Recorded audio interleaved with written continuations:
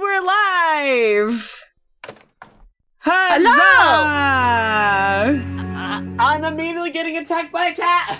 Oh! Wait, I didn't do anything, I swear, my hands are up! Not that cat! No, Munchie! I was about to say, my hands are up, you can't pin this on me! I didn't do anything! Hello, everyone! Muchi! Hello! How are you guys? Ow, they're already throwing stuff! Great! People love their throwing! Good to know! Hello, everyone! How are you guys doing? Welcome! You just got mood? Mochi. Mochi. Yeah. This is our cat named Mochi. He has a nickname called Mochi Moo, and he likes popping in the streams, so it is just called me getting mood. That's adorable. That's so cute. I love that. But yes, hello everyone. Welcome into Festival of Ages 25. This festival has been running for 5 years. This is our 5th year. Really exciting. Our 2nd year under this new official name. So that's very exciting. But yes, we're back again with another guest panel during our 2nd month of this festival. 5 years? Yes, 5 years. This festival started out as Summer of Sonic homage, which was pretty much exactly what it sounds like. It was an homage festival to Summer of Sonic that happens in the UK. Because I couldn't go and I felt bad for everybody else that couldn't go, so I was like, I'm gonna host my own little homage. Pretty much. I'm gonna host my own. And people could just come by and we'll just play Sonic games. That's how it started. And it only lasted 2 weeks. Obviously, this festival lasts 2 months now. It has grown exponentially. It is now pretty much an actual online convention where the tickets are free. Pretty much. Didn't realize it was gonna grow this big, but I'm thankful nonetheless. I am. It is very fun. I have a lot of fun running this festival, and I get to meet a lot of cool people, get to spotlight a lot of cool people, so, you know, it all works out. But yes, welcome everybody. If you're new here, that's pretty much what this is. This festival is about celebrating everything Sega and celebrating all the people in the fandom, all the people in the industry, all the games that make up Sega as a whole. And pretty much celebrating what makes our childhoods tick. There's a lot of people that are very influenced by Sega. And today, we have a very special guest. We have my friend Callie here. If you don't know her, she's amazing, how dare you? But yes, Callie, say hello! Hi, how's everyone doing? Yeah! Oh my goodness. It's the professional Amy lover. Yes, There's should many be of us. I like to say I'm up there. you're like the protege of Amy lovers. They got to start paying you as the ambassador. There's a couple. There's definitely. I say there's a couple Amy Rose queens and kings. That's pretty good. There's Amy ambassadors out there, chat. That's pretty crazy if you think about it. I remember back in the day there weren't that many, and now there's so many. In all honesty, she's good for doing them. a lot better lately. In terms of, good for them. I think when that movie comes out, like, oh boy. Oh my god, yeah. When the new movie comes out, I can't wait for a trailer to drop for that. It's gonna be insane. December next year. I wonder if they're gonna go about it the same way they did with the Shadow movie. I mean, let's face it, Fearless Year of Shadow was an insane campaign. I'm not sure. I hope they do something for Amy and Metal, like a campaign for both of them, considering they're coming in together. We'll see. We want yummies. Me and my other Metal Sonic fans and Amy fans, we want our yummies. Yes, please. I'm just so happy to see Metal Sonic on the screen as well. Yes. Oh my God. It's very cool, honestly. Both of them being on screen is such a game changer, but the fact that Metal Sonic's also coming in, it's just... And together! That's the thing, together! That's fantastic! That's 2 characters coming in for the price of 1! That's awesome! Because usually we've had one come in at a time, technically. Tails and Knuckles kind of came in at the same time also. But I feel like they didn't give that much attention. Amy was meant to be in free, which was interesting. Yeah. It was idea, but she got pushed back. So hey, hopefully she gets. They both get to eat very well in the next one. Oh, I'm thinking the way they're setting it up with Metal Sonic, they're setting her up to be a badass in this. I can tell, which is great. honestly, a breath of fresh air. I'm very glad they're not going to give her just girl in movie treatment. That would be extremely offensive to everyone, I think. So I'm glad that they're portraying her as a very capable fighter, which is good. I think she's still bubbly. Yes. And silly. I think funny, like, bubbly, badass fighter is perfect. It suits her very well. Exactly. So I can only hope they handle her personality really well. Needless to say, the movie counterparts are slightly different from their game counterparts to a certain degree. Pretty much all except Tails. Tails is very close to one-to-one. Tails is pretty much game Tails, yeah. Tails. And the voice helps. The voice does help. Yeah, they didn't stray too far on that one. I feel like they need to give him a little more attention, though. I don't think he got he did kind of sit back in. He felt like he had more things to do in 3 than he did in 2, and 2 felt like that should have been his movie. It was weird. It definitely felt like it was Knuckles in the spotlight, and I'm really glad Tails got to shine a bit more in this one, the third one. Now, my only complaint is I feel like Shadow didn't have as much airtime as I would have liked him to have. But from when he was on screen, it was a presence.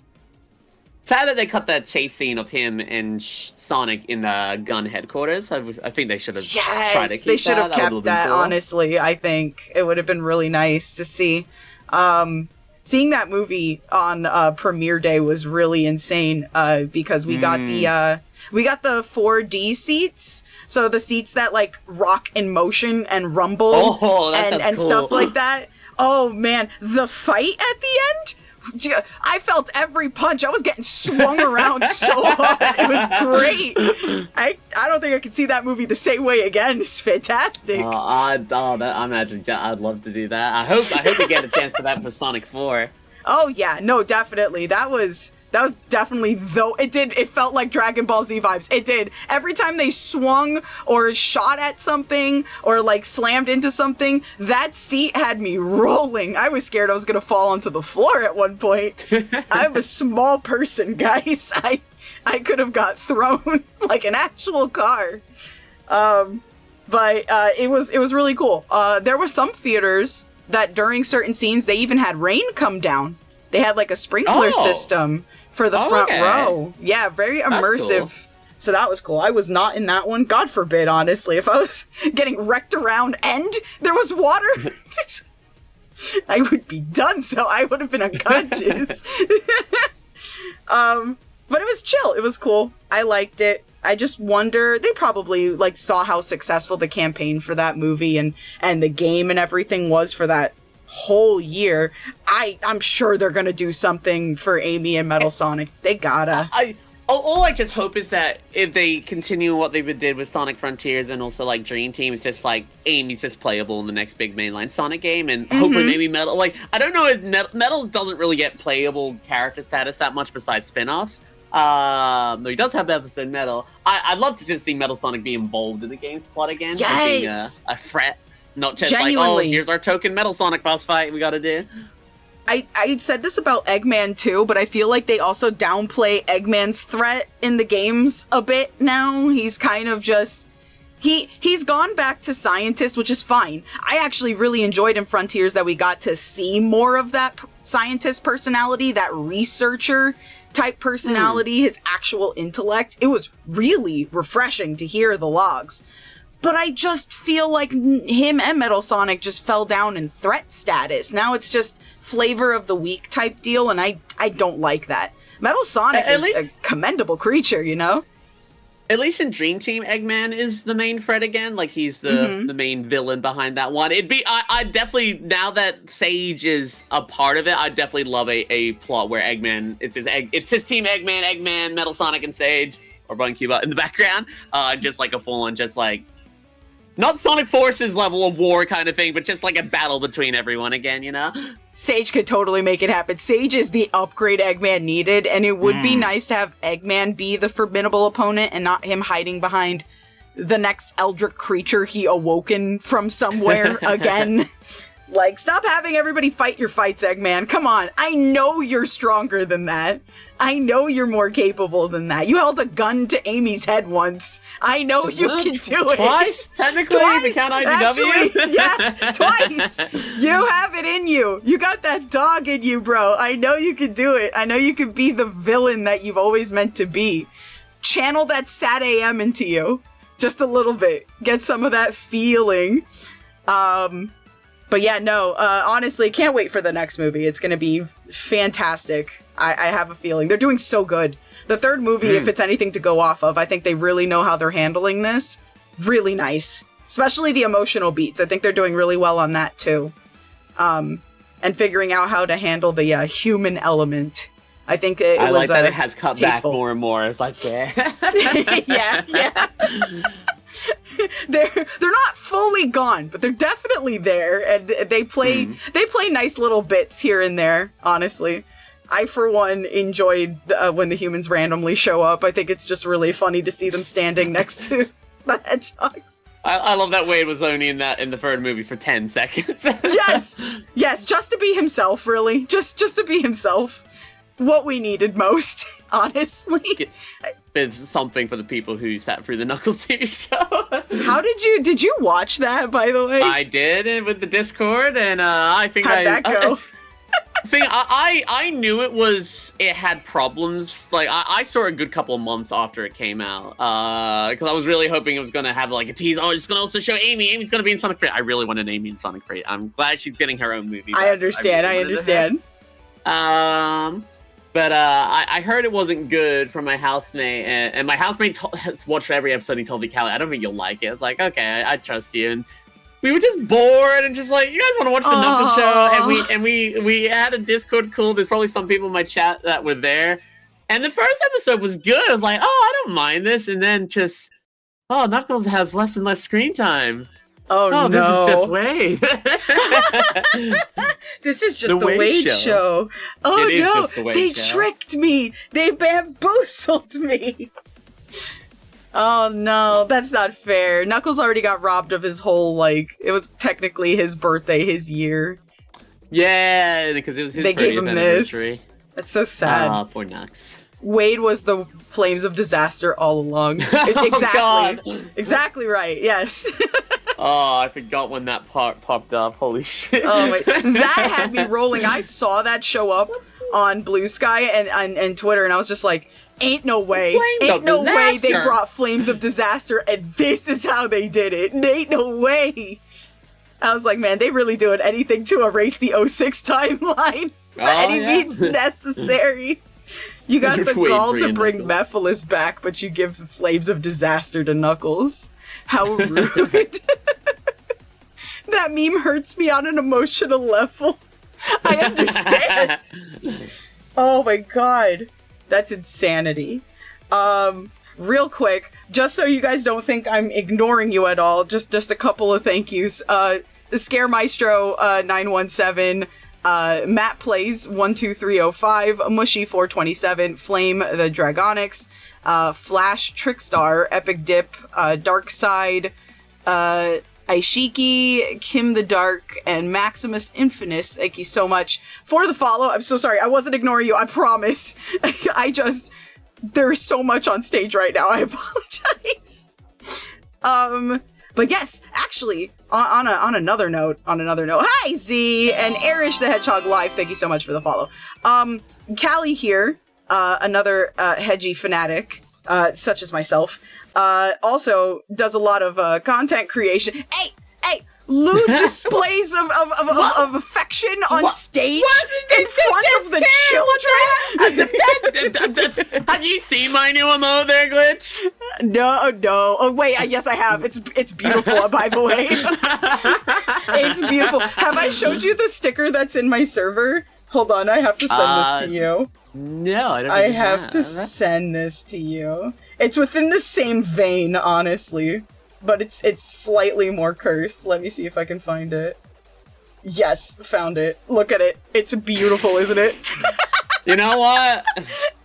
I'll ship it. Yeah, let's go! I bet it's the same. I bet you're wrong. It's Two characters that have never interacted going at it. I bet you're wrong. Yo! Hey, Lady Lazuli, welcome in! Thank you so much for the raid. So incredibly kind of you to bring all the lovelies. Thank you, thank you, thank you. Nothing beats a Jet 2 holiday, and right now, you can save £50 per person. That's £200 off for a family of 4. I really hate that every time you do this bit, I can't help but read it out loud. I'm so annoyed with you. How dare you? Hi, Panda Mom, welcome in. But hello, everybody. Welcome in, everybody from Lazuli's stream. Thank you so much for dropping in. Laz, how you doing, love? How you doing? How you feeling? How was stream? And welcome in, everybody, to Festival of Ages, a Sega festival I throw every year, every summer, for 2 months. Pretty much the convention you don't have to pay for, all about Sega. But yes, Callie, I know that you introduced yourself, like, name and all, but why don't you introduce the stuff that you do? Talk about you. Talk about the stuff you do. And your Amy obsession. I feel like I can describe 90% of what I do with 2 words, Amy, and then followed by the second word, Rose. I am mainly a Twitch streamer, though I do struggle to try to get some YouTube videos out, but it is more Twitch these days. I mainly do Sonic the Hedgehog style speedruns. We play, we're completionists with Sonic games. We're definitely going to be pushing ourselves hard with Sonic Racing Crossworld when that comes out in terms of competitive side. Let's go! Streamer who's mainly addicted to Sonic, and currently I'm playing a Roblox Sonic the Hedgehog game because it's good, and I'm very sad about this information. Wait, which one is a speed simulator? No, not Speed Simulator. Which one? Oh, God. I've never been a big fan of Roblox. Okay, that's fair. Even a lesser fan of Sonic EXE. Why is Outcome Memory so good? It's practically Sonic Dead by Daylight, but it's actually really, really fun. What? Dead by Daylight mixed with Sonic? No way. I've been a bit addicted to it as of late. No, don't tell me I have to download Roblox now. Are you kidding me? Don't you have it for Speed Sim? I do not, actually. I've tried so hard to stay away from Roblox. Honestly, man, I was the same. It wasn't until Speed Sim that I was like, okay, I'll look at it. But then I kind of swear I would never touch anything else. Just one day, because I hang out with my friend Doodles, and Dead by Daylight pushed an update that's absolutely terrible. We kept on hearing about this Sonic Dead by Daylight game, and was just like jokingly, yeah, let's play it. Why not? For fun, blast. And then we got very addicted to it, and then we kept playing it. Oh, that's unfortunate. Probably have a good over 10 hours in it. Oh, now I have to check this out now. I've been meaning to check out Speed Sim, honestly. Speed Sim's alright.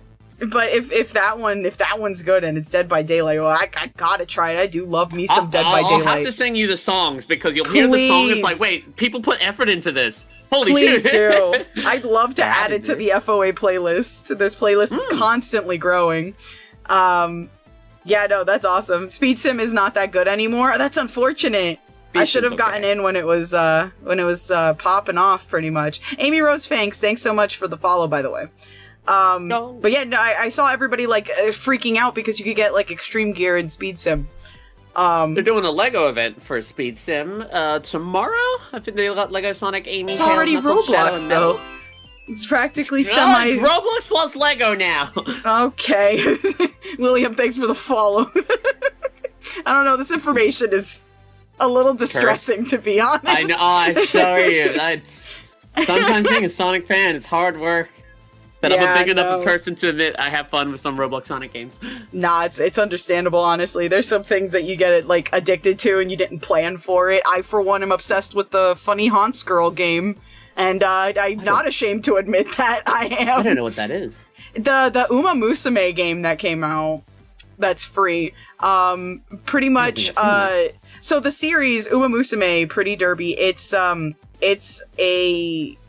I guess it's a racing simulator, pretty much. And it also has management sim also, because you train the horse girls.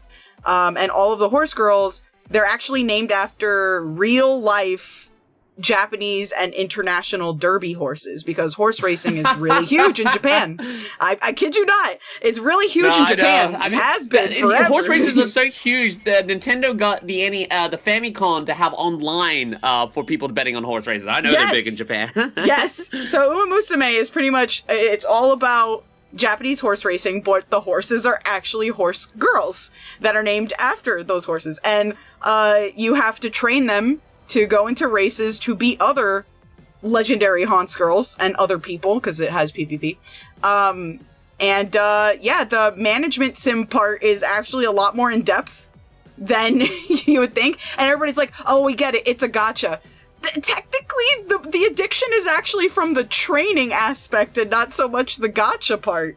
Because I'm free to play, so I don't spend money on gacha games at all, and I have been absolutely obsessed with this game. I had a Haunts girl party in my server yesterday. Packed VC, by the way, of everybody training horse girls and giving advice on how to train different ones. And you just hear everybody yelling their horse girl's name during a race, and it's so intense, and you get so into it. And, like, you're kind of semi-ashamed you're, like, yelling this loud about something like this, but it's like, when you're into it, oh my god. It's a thrill, it's adrenaline, and it's also so disheartening when they don't win for the 18th time. So many threats of the glue factory happens when you're upset. But it's fun. I did win last night. I got my first URA finale win after several attempts and losses. But it is very fun. But yeah, no, so I can understand, like, an addiction to something you didn't assume you'd be addicted to at all. Yeah. Who'd I win with? I won with my daughter, Curry-chan. Curran is the one that I won with.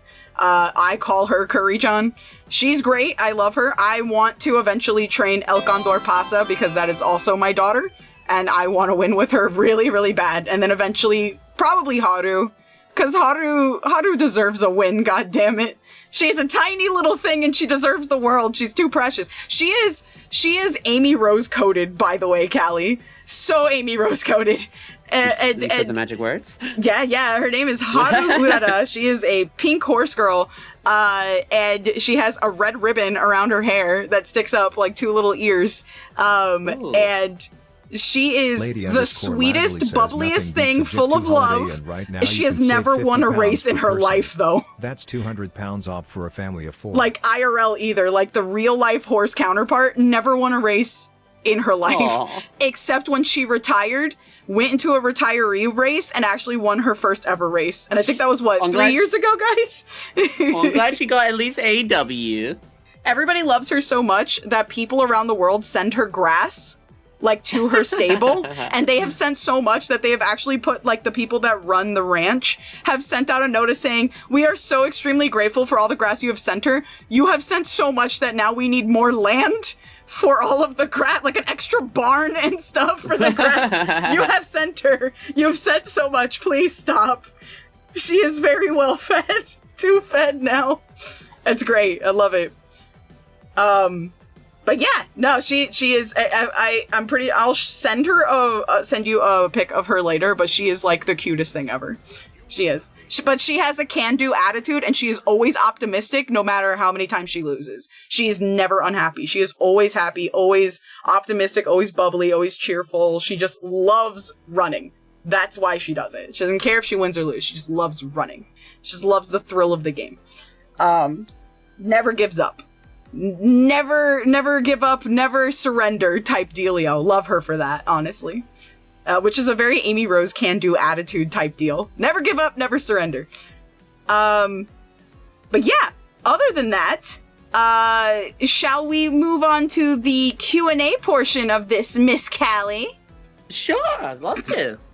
All right, Callie, I'm going to give you a couple of questions here, and feel free to go off on any of them that are super passion ablazing for you. This is all about you. So, we'll start with an extremely easy one, and I'm gonna laugh as soon as you give me the answer to this one. What is your favorite Sonic character?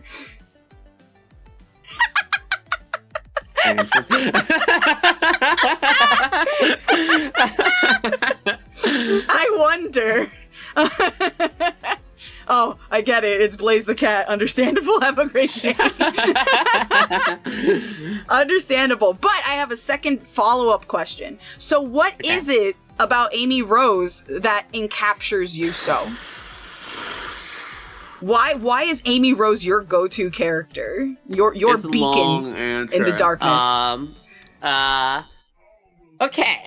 Well, first off, I imagine most people know that I am trans, yada yada, male, female. And when I was young, sit down, guys. Shut up, virtual cat. That's one of mine. Shut up, VC. But no, when I was young, I didn't really know what was going on with these thoughts, what was in my head. All I really know when I was young is that I really like video games. And a lot of the games I played back when I was young were, male characters saving the girl, Mario saving Peach, yada, yada, yada. Female characters were only really playable in spin-off games. But then comes Sonic Adventure, which was my first, not the first Sonic game I played, because I technically played Sonic 2 at someone else's house, but it was the first Sonic game that was mine. And I saw Amy in it, and at first I thought she was a cat, which definitely helped her odds in terms of me, I really like cats. Cat supremacy. And I was really bad at Sonic Adventure. I wasn't even good at Tails' story. So when I got Amy, I just really connected to her. It was I thought it was just so cool seeing a female character going on an adventure. Not just being the damsel, because I know she does get captured, but she eventually, she beats Zero, and she talks about wanting to improve herself and get stronger, and there was just something about that really resonated with me and whatnot. I probably also just had a crush on her when I was little, and I just kind of grew an attachment to her. I kind of wanted to be like her. She was a big inspiration to me, and I've kind of just carried her with me for as long as I've known now. She just kind of means the world to me. She helped me identify who I am, what I wanted to be, and she will always be my favorite character of all time. No one will ever top her. And I love that we are both born in 1993. I just feel like, that feels so connected in a way. I love that, though. And in all honesty, she's grown a lot as a character. When I was younger, I feel bad. Also, Stardust Nova, thank you so much for the raid. I appreciate you for bringing your lovelies. When I was younger and I first got introduced to Amy Rose, I also had the same thought process of there was a lot of just boy characters as heroes all the time. And you didn't see a lot of girl characters, except for Metroid and maybe one or two. There was Samus, but I knew one or two random games. Like everyone else who played Smash Bros. 64, and that was their first introduction to Samus. I thought Samus was a guy.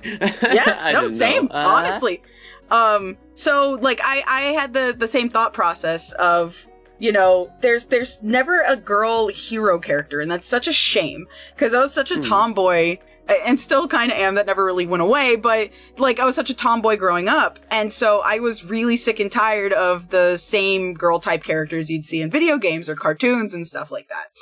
And then Amy Rose comes along. This pink, bubbly creature who runs at high speeds, no nonsense, pretty much just does as she pleases for, as in her mind, the right reasons, saving the Flicky and stuff, doing whatever she has to do to make sure that this little bird is taken care of, even if that means she's in danger and, whatnot. And at first, it was 50-50 with me. I loved her energy, but I could not get behind some of her actions sometimes. And I don't think Sonic Heroes helped with that. I think Heroes maybe tainted the thought process of how she was. I love that she could fight. I love that she had this hammer. And I love that she was a go-getter. The behavior is what really threw me off. Heroes has a lot of issues with English localization. Yes! Because English localization, and particularly if you look at stuff what it says in Sonic Adventure, what it says in Japanese and what it says in English, Yes. It was still very localized. Girls icky. And there is things also in the hero's instruction manual that kind of does explain things a bit more. It's a bit weird that it's there, not in the game.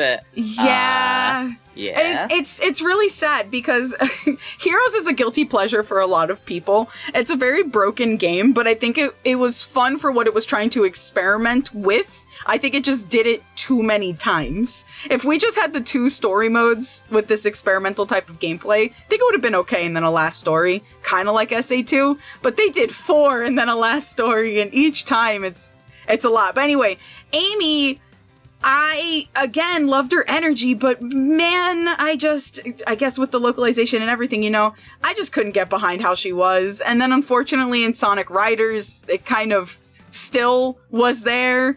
And then in future stuff, and then don't even get me started on Generations, also still with the very pushy, behavior, mostly towards, Sonic, and it threw me off. Because I was like, I'm so glad that she's, the adventurous type, I just really hate how she acts. And it makes me, super upset, because I knew girls that were pushy like that. And I didn't like that behavior. It made me so uncomfortable. And it made me feel like, oh God, if people play this game, are they just gonna assume all girls are like this? All girls are gonna be pushy like this? That's what it means to be a badass, character? I was like, it's so much more than that. She doesn't have to be pushy like that to be that. So it was really hard for me to be like, I like her and I don't like her at the same time. I've grown to really appreciate her character nowadays. Because I kind of see all the issues that were in the past and why they happened. But yeah, she's a lot better now. I really liked her in Frontiers. I liked the position she kind of takes up in IDW. And I genuinely love where she's going now. She's awesome now. Murder of Sonic the Hedgehog was probably one of my favorite versions of her. And it was all the characters pretty much just cutting loose in this environment. I loved it. She was fun. So I can totally understand where you're coming from with the love of this character moving forward, because I think as she's grown with everybody else, she's become a very complex, in-depth, emotional character for a lot of people. So I think for people like me who couldn't get into her at first, I think I can understand the appreciation you have for her now. For sure. She's also just pink, and that threw me off as a tomboy. Stupid tomboy tendencies of, no, not pink, get it away. Why does she have to be pink? That being said, for the love that you have for this character, and wanting to see her in more things, obviously, we were really excited about the movie. We want to see her in more media. How do you feel about how she's being handled now in terms of, let's see Frontiers moving forward? I really don't care for her in Frontiers, I'll be real. Murder of Sonic the Hedgehog for Amy is really good. Because that's her bubbly, very passionate side. Yes, she gets feisty and whatnot, but she's very, determined who she is, and she's proud of who she is. I find Frontiers Amy is fine, because that game goes for a different thing, but she's a bit boring in that game for me. For Frontiers? For Frontiers, yes. Gotcha. I guess the somber tone didn't lend a lot to some things, and I do feel like a couple of things were a little rushed. Also, they really, really leaned into the tarot card thing, which, cool as a concept. I just don't know if it should have been every single attack arsenal for her. There's explanation in game lore to why it's like that, but I think it was fine for movement. Yes, more for the attacks would have been nice, but I liked it for movement abilities. I thought it was really cool. The witch's broom was pretty cool. I like her riding the hammer as a broom was very cute. I find Unleashed Adventurous Amy fun. I do like Unleashed really Amy. Good. She is very fun. I love everything that she says in Unleashed. It's very cute. A question from chat for you, Callie. What is the most underrated characteristic about Amy Rose that you feel like people don't talk about? Her heart. Her passion. her determination and whatnot. Like, she truly believes what she believes in and whatnot. She does see the good in a lot of people. I mean, she has the whole thing with Shadow, and even Metal Sonic in the little Christmas short they did with her. Everything. Honestly, sometimes I also kind of agree with that. No, understandable. I hate. Let's read the question. What do you think the most underrated? Her not being part of Team Sonic. I always say I feel like that needs to be pushed more. In terms of, I feel like she is. For me, Team Sonic's not complete without her. It's been a boys' club for a while now. Honestly, they really pushed that for a bit. And I think it's now that like Amy has like slowly been returning back into the spotlight alongside the quote-unquote main cast, and being put back into main cast light, which is good, honestly. It's good to see her be like an instantly playable character, although I will admit, alongside everybody else who has pointed this out, it has taken them a while to really know what to do with her, which is really, I don't know, I guess it's kind of sad that they haven't figured out, like, where to put her or what to do with her until, I guess, now. Like, it's been a while, you know, since she's been playable. Yeah, I'm glad she's more playable and more recent stuff with Frontiers and Superstars and Dream Team, so I'm hoping that trend just continues for mainline games. Like, obviously, she's always going to be playable in spin-offs. Everyone's playable in spin-offs. Right. So hopefully they continue. And with the new movie coming out, I hope that's they keep that momentum going forward. I like Amy whenever she's hyper emotive and expressive. I like her being the heart and emotional core, but they should still let her be silly and hyperactive and even angry at times. Understandable. I think they were trying something different, obviously, in Frontiers, and I can agree that she was very subdued. She was. A lot of the characters were. I wasn't a huge fan of Tails' iteration in Frontiers, actually. I think Knuckles was great, actually, probably the strongest one in Frontiers. The only reason I like the way that they had him in that one is that it kind of felt more like a wall came down for a little bit. Not completely. He still very much leaned into that whole tribal mentality, which kind of came out of nowhere a little bit, but the wall, when it comes down in the very genuine conversations with Sonic, when it does happen, is really nice to see. I just felt like they leaned too much into Tails feeling very aimless. Can totally understand the emotion. I just didn't like how they did it with him. I think Tails was just damage control after his previous games. Yeah, no, definitely. As soon as he said, I'm inconsistent, I was like, oh, man. I was like, yeah, I know, buddy. You don't have to tell me that. You don't have to tell us that. We know that you've been inconsistent. I'm so sorry. I wish that they did you better, buddy. I don't know. I think having Amy be somber was interesting.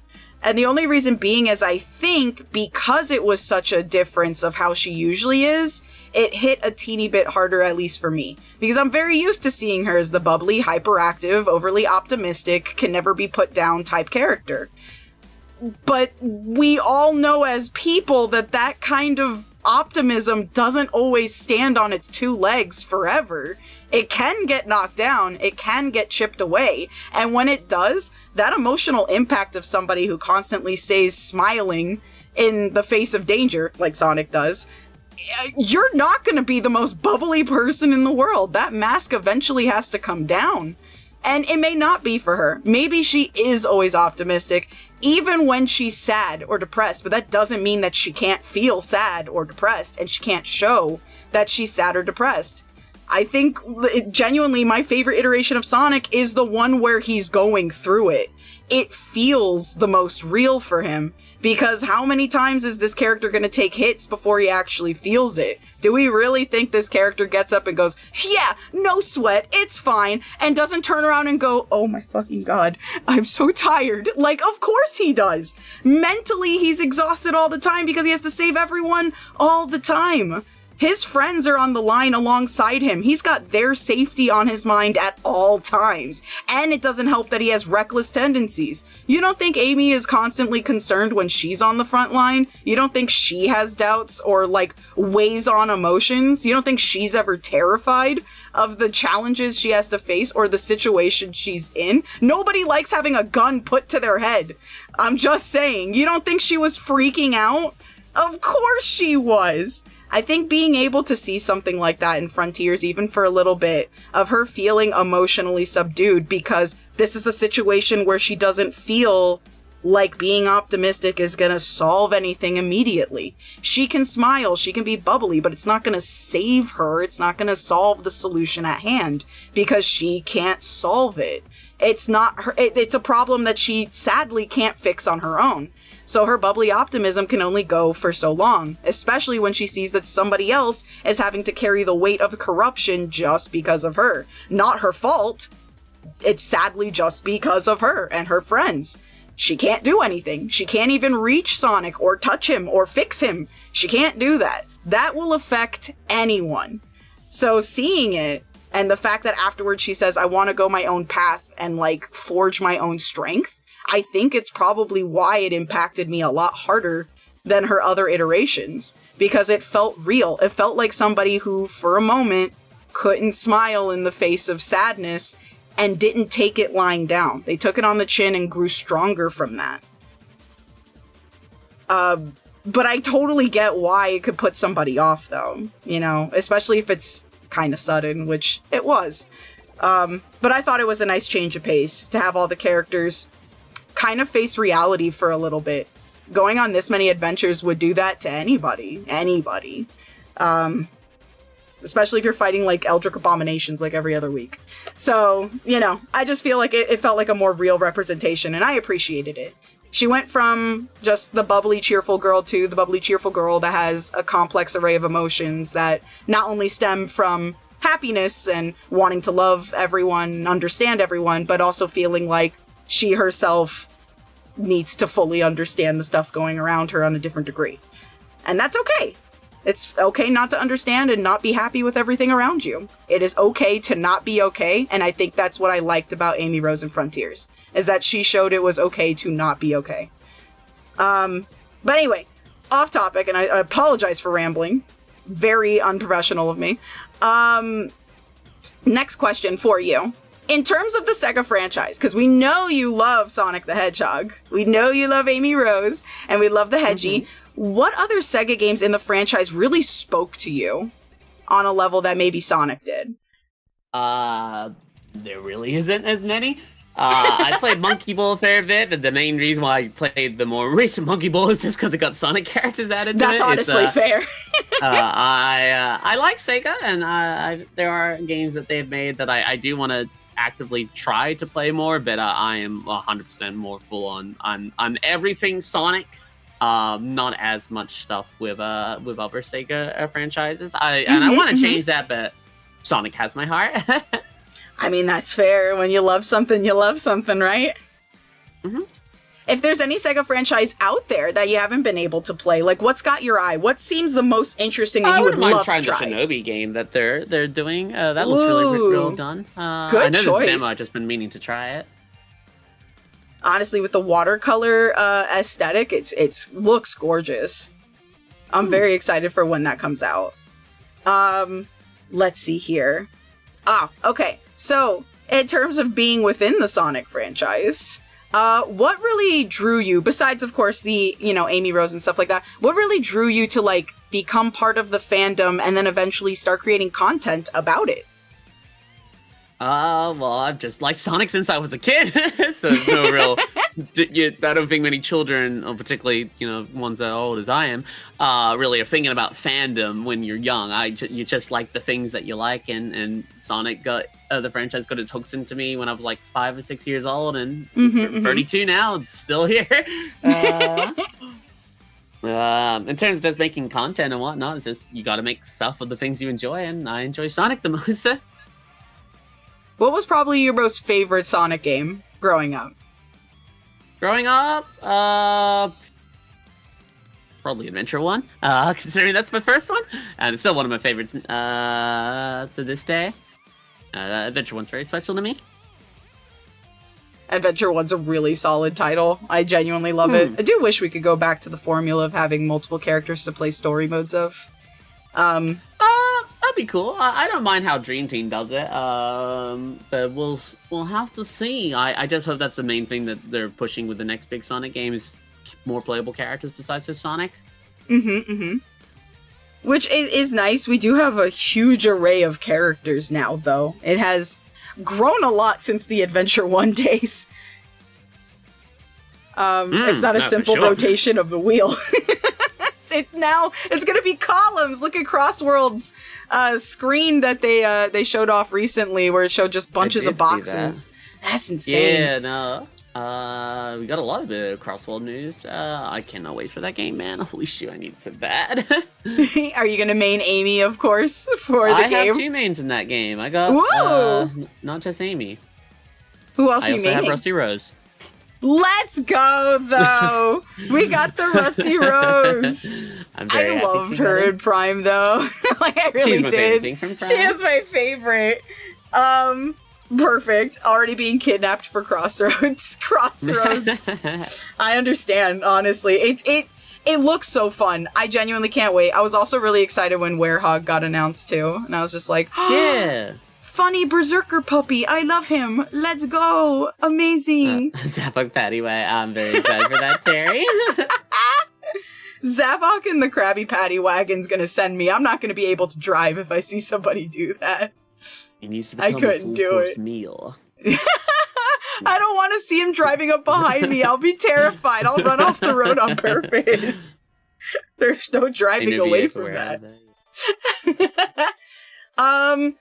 Here's another question. Yes, gonna be playing so much Crossworlds. So another, can we get Neo Metal Sonic in Crossworlds? Now that would be an interesting character to bring in. Or just to have Giant Overlord just take up the entire track and race us as a boss. That'd be pretty cool. But yes, another Sega-related question for you. In terms of Sonic, there is a lot of amazing songs within the Sonic franchise. What is your favorite theme for a game? Favorite theme for a game or favorite song from a game? Yeah, like theme song, like I guess games theme, like you've got Open Your Heart for Adventure, you've got Live and Learn. Endless Possibilities for Unleashed. That's a hard question, actually. I know, it's difficult.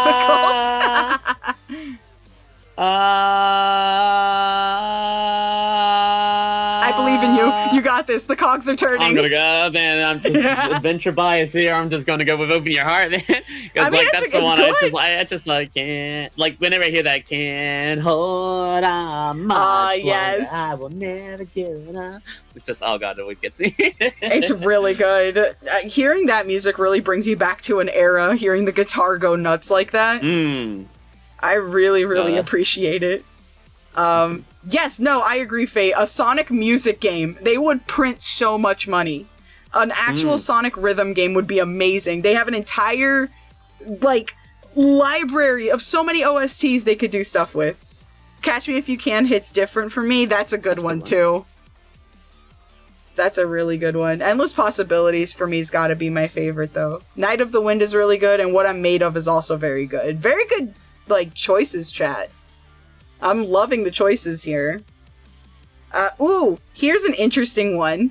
So, would you say that you've played a lot of Sonic games, or are you more picky about your Sonic titles? There are literally only, to my knowledge, 3 Sonic games besides some of the Japanese mobile games that I haven't played. I have played every single one of them. Alright, so out of all of those games, which one did you just not vibe with whatsoever? Oh, there's a couple. Oh no! Colors is definitely one that people know I'm not a big fan of. I understand. Not the biggest fan of how it's designed and its story. The one that makes people upset that I tell them I dislike Black Knight. Really? I think Black Knight's got a lot of things going for it. I like its presentation. I like its music. I just don't like its gameplay at all, and for me, gameplay is the most important factor. If I don't enjoy a game, even I can't enjoy the rest of it. That's fair. I'm glad really people fair. like it. Just because I don't like it, I'm glad others can find enjoyment with it, because I want people to be happy with their Sonic games and their purchases. It's just that one's not for me. Absolutely. Though probably my least favorite Sonic game is probably it's either Lost World for the 3DS, though I should probably try it again. Maybe that was too harsh. But probably, like, I'm pretty confident saying it is Sonic Boom. It's not Rise of Lyric. I don't hate Rise of Lyric. I hate Shattered Crystal, man. Really? It goes against everything what a Sonic game is for me. I really dislike Shattered Crystal. I didn't hear good things about it either, so I Fire kind and of Ice understand. is phenomenal, though. Like, Fire and Ice is the best Sonic game in 3DS, in my opinion. Super good, which is weird that you have Shattered Crystal and you have, like, Rise of Lyric in the same, like, vein. It's weird. It's kind of how I feel about Dark Brotherhood Chronicles. Like, I like the gameplay, but it's everything else around it that makes it really upsetting.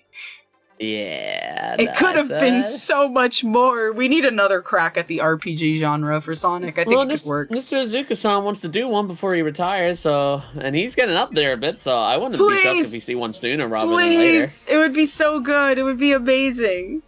Okay.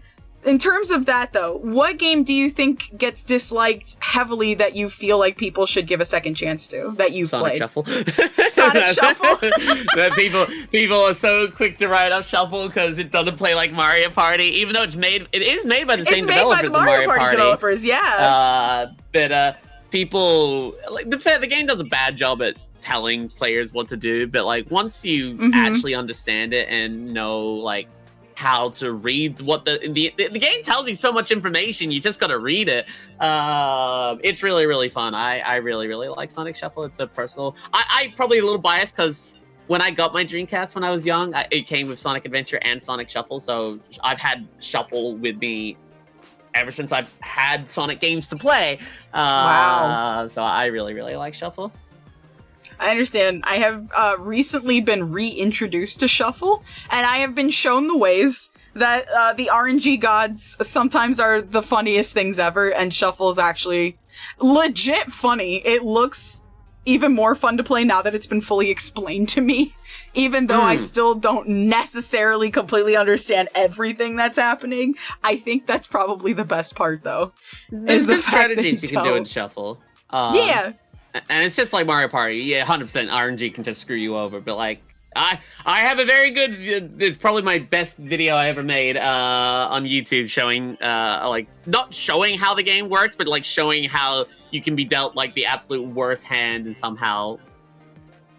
And somehow still win. Yeah. That's amazing. Yeah, no, my friend Brent did a Sonic Shuffle guest panel for us and was showing off at least two of the maps, both in multiplayer and in story mode. And in story mode, managed to win, but in multiplayer, suddenly the Tails became, like, the biggest op imaginable. And pretty much attacked everyone. Took out No, it was the Chow. The Chow took out everyone and won by a landslide. It was terrifying. It was watching an assassin at work. And it was the CPU. The AI in that game cheap, but, like, yes! It is, if you play the game, as much as I have, it is fun to eat. Like, I enjoy them cheating because otherwise for me it's kind of not a challenge if they're just kind of stupid. So, like, yeah, it's unfair sometimes, but, like, I enjoy, like, kind of pushing myself to the limit, in order to beat them. Completely understandable. Yeah, no, it looks fun. I'd love to do another Shuffle session at some point because it looks fun, and now that it's been explained to me, I'm, like, more excited to play it more. The randomization of things that happen, including, like, random flying fish or randomly drowning because you can't get out of the water, is just adds that's more not random. spice. That's just not you're gonna land on bubble stasis. I think it's just funny when somebody doesn't pay attention to the number above their head. That's all. But aside from that, I kind of also agree Sonic Shuffle, more people should try it, honestly. The jump rope minigame with hard CPUs is absurd. Yeah, no. That's, you can't beat them. It will go that on one's forever. really that is rough definitely an issue. looking. Especially when the camera rotates. How's anybody supposed to keep track of that? It's fun. It is fun. It is fun. The jump rope game in Mario Party was also fun. They just decided to make it harder for this one. I mean, I will say it's better than the mini games you get in like Secret Rings and Black Knight for multiplayer, which nobody really played. So it's fine. Freeze, I'm under arrest. Please, I am on stage. Do not arrest me in front of our guests. I haven't done anything. What type of game genre would you love to see for a Sonic game? Well, like people said, an RPG would be awesome, particularly one where you can you have multiple Sonic characters and you can choose who to have as the team ups. I would just be a boring person and just have Sonic, Tails, Knuckles, and Amy because those are my faves. So definitely an RPG. I'd love another more Mario Party game. I know we're getting Sonic Rumble eventually for everyone, which is a party game, but something a bit more going around a board and playing mini games like that would be cool. That would actually be really cool. I love that. Shoot. I'm also looking through chat to see if they're also throwing questions at the same time. And I'm also trying to read them. A Dynasty Warriors Sonic game would be cool. That would be amazing. They have the cast for it too. They do. That would honestly be really cool. I liked when they did that type of era with Pokemon, with Pokemon Conquest. That was really fun. I think they could totally run with it for Sonic. That would be really cool. They do it with any other character I've ever seen. Sonic Mosu game would be okay. A Sonic Metroidvania game, that's also an interesting... That's what Shadow Crystal is, and it doesn't work. Well, it's not entirely. But it's each level is kind of like a maze, and it's just I don't feel like it works for that game. Oh, gotcha. Ooh. There is actually, funny enough, if you want a Metroidvania, who said that, by the way, was it? I think it was Amity. Amity. There's a fantastic ROM hack for Castlevania Symphony of the Night that has it as Knuckles, Amy, and Tails trying to save Sonic. It's really well done. Ooh, that sounds exciting. I 100% recommend that if you're looking for something like that. Yeah, cool. I gotta look into that. That sounds awesome. I didn't even know that existed. There's so many fan games out there that I get introduced to, and I'm like, that's so cool. Why did nobody tell me that this existed? Why didn't I think of this and go look for it? Is where I fall in line with. They're like, yeah, this really cool thing exists. And I'm like, I wouldn't in a million years think to put these two things together. So of course I wouldn't know that it existed. So we know who your favorite character is. Who's your least favorite character in the cast? Out of current game cast, I don't dislike anyone. Yeah, really. I like, there's Sonic characters that have been introduced that I'm not the biggest fan of, but so many of them are one game and they will never be seen again. And out of the current, proper cast, so all the characters that are in Crossworld, I guess, for the best example. I like all of them. I think there's something to enjoy about every single character. Even any character you feel is forgettable. It's Zavok enjoyers. They just spring up out of nowhere. I'm never ready for them. You. Never ready. Brother. Just suddenly shows up. I love Zavok. Who are you? Why are you here? Where did you come from? He's always been there. Zavok got food today, even. I will never let folks hate Zavok. He did get food today. We got a new skin for Zavok. That's crazy. Zavok fans are eating. They're actually he's got a new They're getting cyber meals. skin in Sonic Rumble. Ooh, interesting. Oh man, the game that may never be played over here. Maybe anyway. at this point, who knows? Man. Oh, recently in Sonic Shuffle, there's a screenshot of Super Sonic powering up and saying Super Sonic is getting ready for Sonic Rumble, and I could not stop laughing. It was such a depressed laugh that it hurt, and I was like, man, they knew, didn't they? They knew from all the way back then. They knew. But I guess in terms of the characters, there's not any that you dislike, but is there any that you feel is forgettable or wasn't utilized well? Just kind of showed up and nothing was really done with it?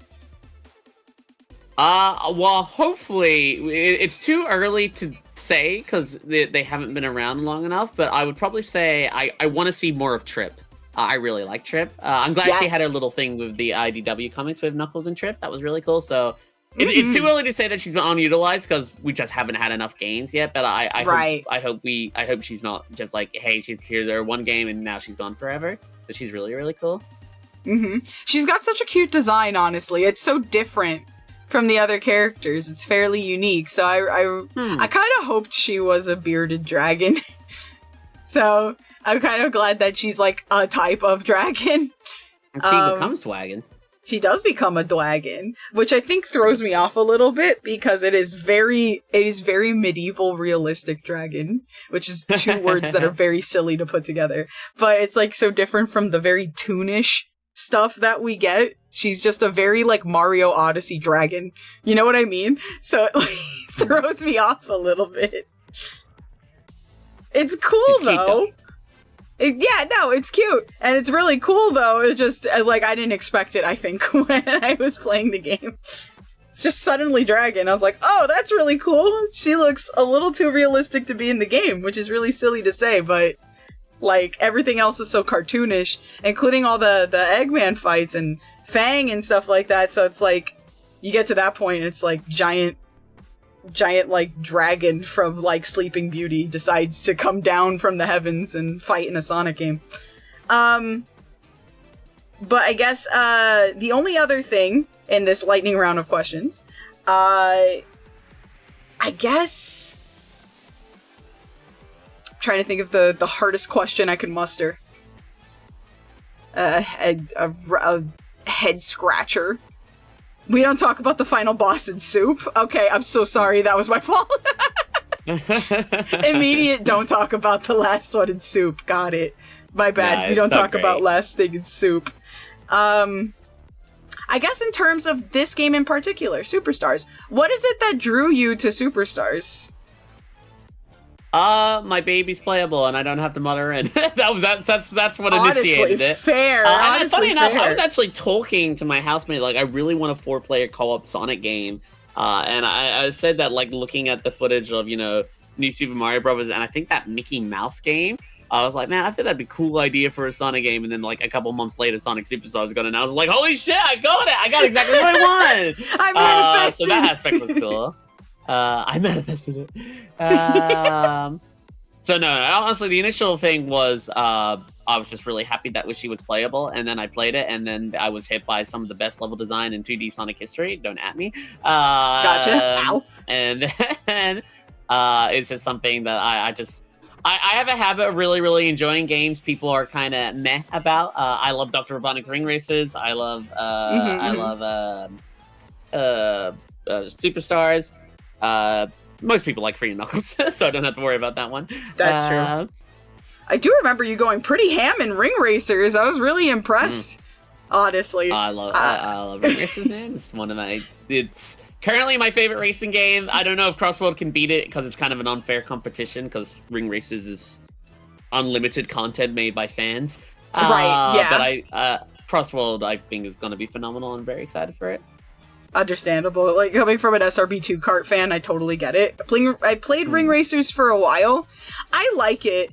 I think I'm just, like, so dumb at it, though. Like, I'm not... There's a lot more going on, for sure. But, like, there's a lot to manage. It's there's something that awakens when you're in high-level Ring Racer play. It's so fun. Oh, man. Yeah, no, I'd love to see, like, an actual tourney with you in it, with other high-level players. The biggest issue is just the ping. I'm in Australia, so it's kind of hard for me to enter those tournaments. I understand. No. Me driving into an insta-whip. She totally doesn't have an unhealthy amount of hours in Ring Racers. Oh, I would have over 1,000 for sure. Oh my goodness. And you pretty much got everything, didn't you? Pretty much unlocked everything, did everything. There's probably like maybe only like 10 of us who have fully 100% everything in that game, getting 101% on the challenge boards and every platinum time trial. Oh, those platinum time trials are evil. I'm gonna do it all again with version 2.4 because all of it's been done. Yay! Another 1,000 hours. Don't do it again. You've already done it. I'm so excited. I loved it. The beginning of Ring Races was phenomenal. The adrenaline rush for beating any of those times is pretty insane from what I've seen. I see Callie got the Time trials took VTube me 3 Studio hours. collab thing working. 3 hours? Yeah. Oh, there's one of those time trials is actually pure evil to beat. It took me 3 hours to get it. Oh my god, which one was the one that took you 3 hours? Carnival Night. Oh, It's I'm evil. so sorry. Immediately, as soon as you said Carnival Night, I'm like, oh no, that's awful. I never want to go there again. I understand. There's a clip of me beating it. I can't remember. It was loud. That's amazing. I can only imagine the ecstasy of finally finishing that one and going, yes, I don't have to touch this again for a while. Now you're going to have to go do it all over again. I'm For the excited. thing. I'm very excited. You're a stronger person than me. I swear, my brain melts sometimes. I don't really play games like Dark Souls or Elden Rings and whatnot, but I enjoy Sonic challenges, which are just me bashing my head against the wall. I love doing Extreme Mode Master Coco Trial, where you have two frames of perfect parry, mess up once, you go back to Giganto. Oh, God. Yeah. I think I've only seen very few people actually do that challenge. I've done it like 5 or 6 times. It's cool. Goodness gracious. I like it a lot. I've learned You are a lot a of beast. You are a different breed. The most terrifying breed. The absolute challenger. The boss in the ring. Oh, no. That's amazing, though. Callie, when she sees TV1, the purple chow. That's a Ring Racer's staff ghost. Oh, really? They are the Ring Racer's time trials, and this is something sounds like they're trying to adjust for 2.4. Characters with speed of 1, weight of 1 are incredibly good because that means their ring boost is insanity. And so Chow, one of the staff ghosts used Chow, which in some levels the only way to beat them was to become Chow yourself. Yeah, they're very scary. That's so funny. I have to wear the skin of my enemy in order to beat my enemy. That's terrifying. Here's an off-topic question, actually, in terms of like you've been making videos for quite a bit, and you know, I think when exactly did you start streaming? My first stream was the Splatoon 2 test fire on Switch. And that was on YouTube. In terms of, cause I mainly did YouTube streams for a while because I did YouTube videos, so it just kind of made sense. But right. I've kind of now just moved on to Twitch, and Twitch is kind of the more popular thing for me these days. So I kind of do it more. And I think my first Twitch stream was Pokemon, which is weird because I'm not a Pokemon person. It's just what I was playing at the time.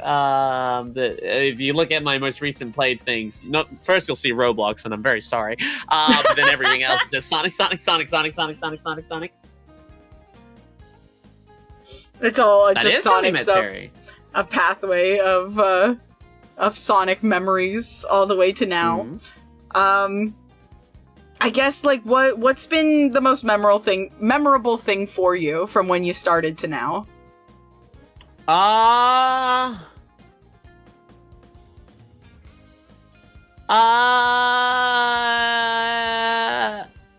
Like of my streams, or just like Just in general, like, what, like, you know, videos you've made or a favorite memory on one of your streams, like, what really stands out to you as, like, memorable from your journey from then to now? Well, I'm very proud of the Sonic Shuffle video, and I one day would like to hope to top it, but that's going to be very hard. In terms of streams, there's a lot. My Sonic Dream Team GDQ race with Arg, HUD, and King was really, really cool. Nice. I think any GDQ mode is actually really cool. They don't happen that much, but they're always fun. I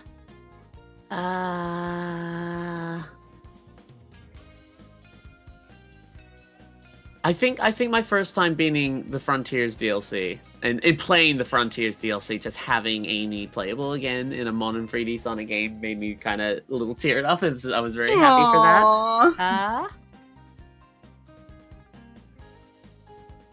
I can understand that one being super fun. Frontiers was such a change in direction that was so interesting. So I can imagine it was like impacted a lot of people in the Sonic fandom.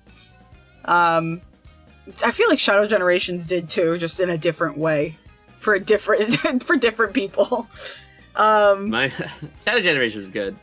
Yes, I did love that game a lot. I can't wait to get harassed because we're working on an Amy mod for that game. I can't wait to be harassed by a million people complaining that we gave Amy pants. But Amy's she's wore pants before. What's the problem? She wore pants in Sonic Riders. I've never really cared too much about the whole pants thing. The only reason I did it is just because certain cutscenes just kind of pointed directly at it, and I was like, yeah, I might give her some pants. And classic Amy has black pants. Rumble Amy has red pants, interesting enough. So I was just like, I'm gonna give her pants, and oh my god, so many people got so pissed off with us for giving her pants. Why is she wearing pants? I would just be like, it's cold. It's cold in the vacuum of space. She wore pants. Oh no. Gamers do not like pants. I mean, I guess I get it, but like, it's kind of a dumb thing to complain about. It's so weird. That's such a weird thing to pick at. There's so many other things you can complain about other things. And this is what you decide to complain about. That's so weird. People are very strange, eh? I guess that's fair. Okay. So, this is the part of the Q&A where we allowed chat to ask a couple of questions. We'll take about 5 more questions from chat, and then we're going to do... Don't take any from Vel. She smells. Sorry, that's one of my best Vel. friends. Sorry, Vel, you heard the rules. But yes, if anybody's got any questions for the lovely Callie here, then feel free.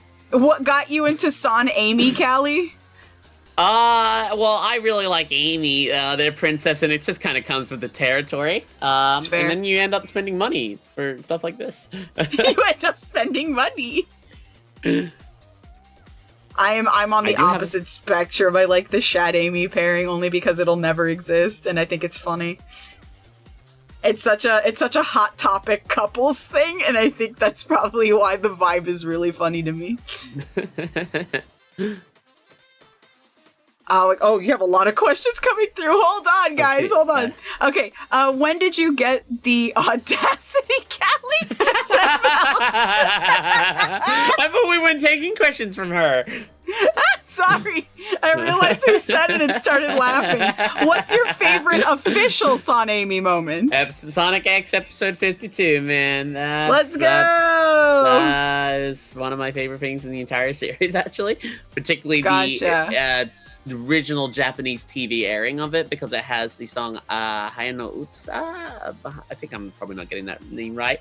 But it had a special version of it has a unique song that played for the original TV airing that's not in like the DVD things, because DVD just plays Shining Road, which Shining Road is good, but I really like the Natsuno High. Thank you. What am I thinking of it there, Clingy? I'm an idiot. So I'm thinking something else.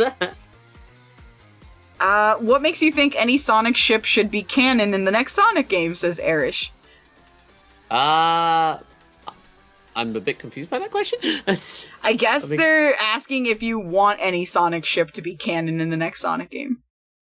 Well, they never, there always will be hints and tease, and Son Amy, as Sonic's creator Oshima has said, it's kind of always it's a post thing that we never really see.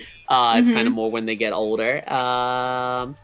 So I don't think they ever will as much as even though we have that emote, I don't think it's ever going to happen in a game, though. It'd be really funny. It's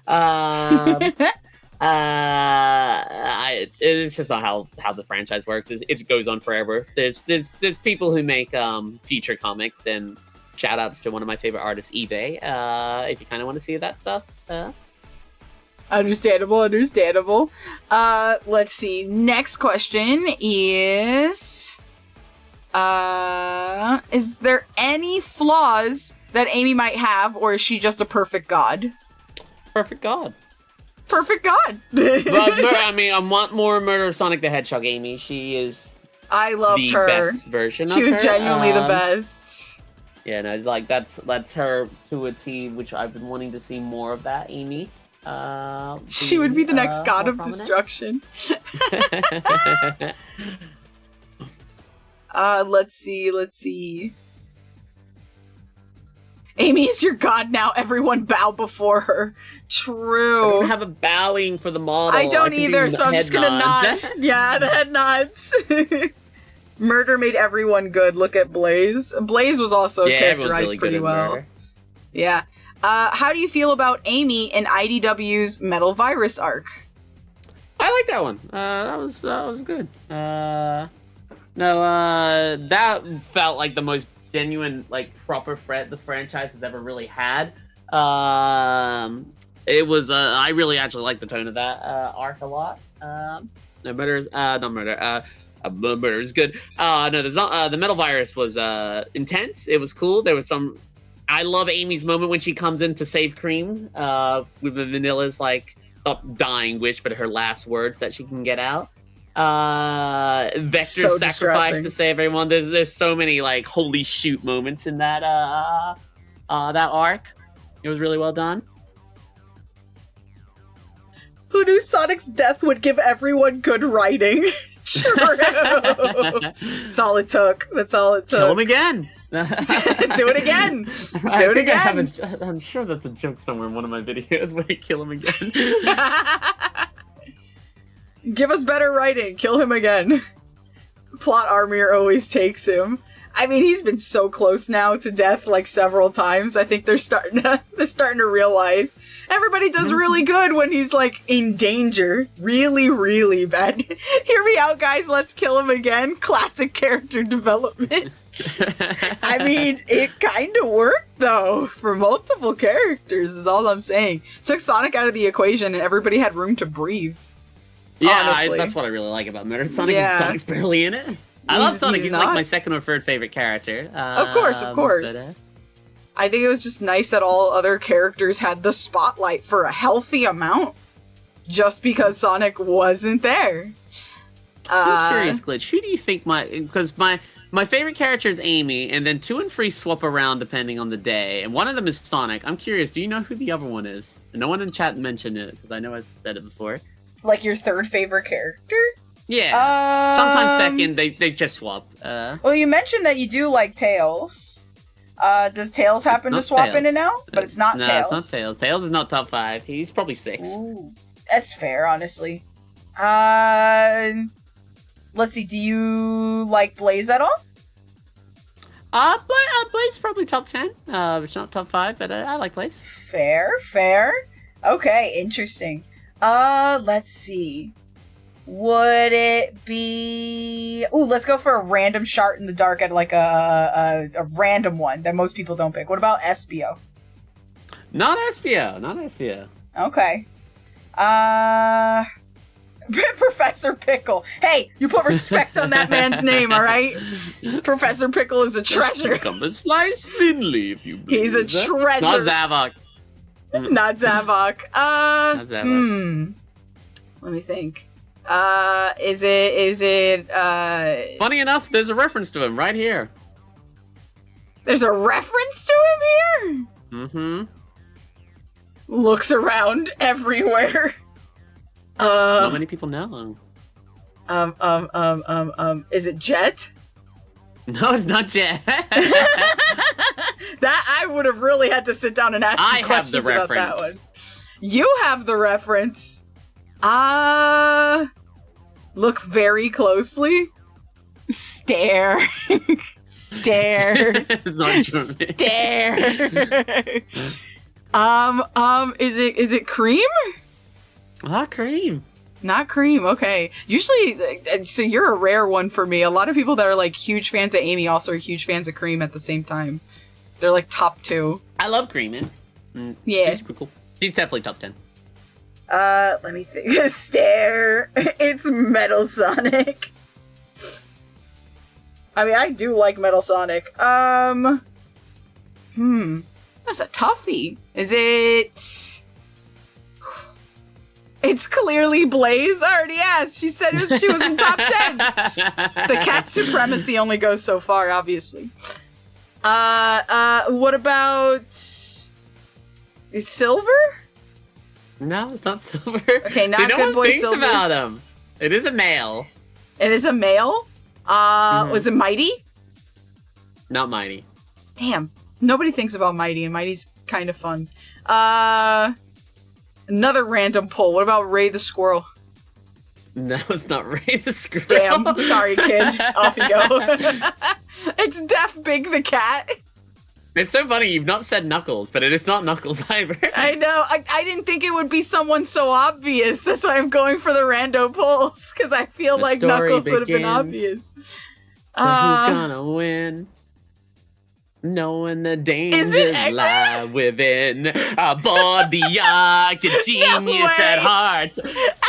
That's what the jacket is. It's Eggman's jacket, but pink. I love Dr. Eggman. Whoa! I love that. Eggman enjoyer. Let's go. I don't meet a lot of you. I love the Doctor. That's amazing. I love him. He's in probably my top 5, to be honest. Get a load of this, so boring. I love that. Oh, dear. Eggman enjoyer. There's not a lot of them, I'm telling you. But I enjoy very early Eggman. Not that I don't like the Eggman we have now, but I love really early, actually a threat Eggman. I think it's very funny. I think he works well as both. He does, honestly. The threatening goober works just fine. That's awesome. I would not have guessed Eggman. That's a nice throw not many right people there. did. That's crazy. Movie Eggman is also great. That's a different species of Eggman. A very different Eggman. Same. Completely different subsector of Eggman. But yeah, no, oh my goodness.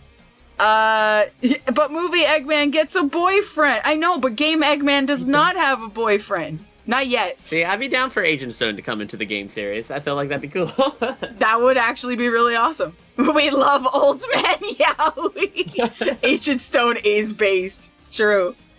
That motherfucker held Tangle hostage. He did! You're correct. He did. Funnily enough, I wonder if I still have it. Let me see if I do. I'm pretty sure I do. But that particular... Let me see. I'm pretty sure it's here.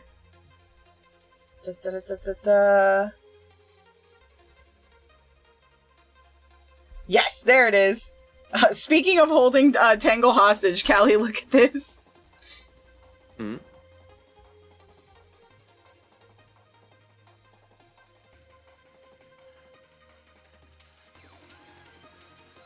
Oh, Jesus Christ. Do you still have the meme I made? Yes, I do. That's a bit dark. I know.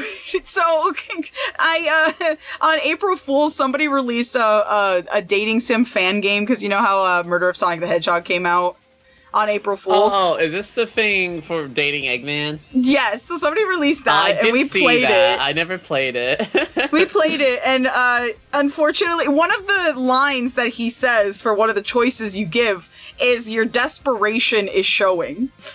And I unfortunately misread it as your depression is showing. Which then, so they posted this panel, which also had like something desperation in it, and changed the text to your depression is showing. I immediately took that and made this edit with my character replacing Tangle. Super funny. Your depression is showing is very good. Yeah. To be fair, I can see Eggman saying your depression is showing. He could smell it and found me. It's really depressing, chat. I was like, man, this is probably the most in-depth thing that I've ever done. And it took a really long time to make. I'm not gonna lie. Like a good, 4 hours. Nice. Appreciate it. I'd never drawn in the IDW style before, so it was kind of difficult. But here, chat, I will let you see it real quick. There you go. Put it right above my head. But that was the meme I did. Probably one of my better ones, to be honest. That's so real. Wait, you draw? Oh wow, that's good. Yes, I do. Thank you. I am an illustrator. I do draw sometimes. Yeah, really it's very fun. I appreciate that.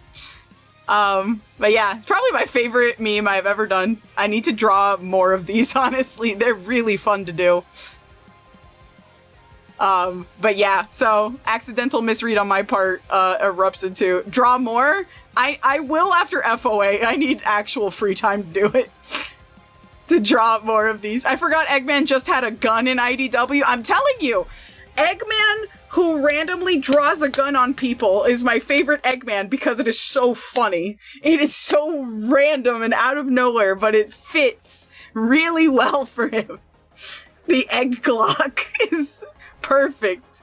It's perfect in every way.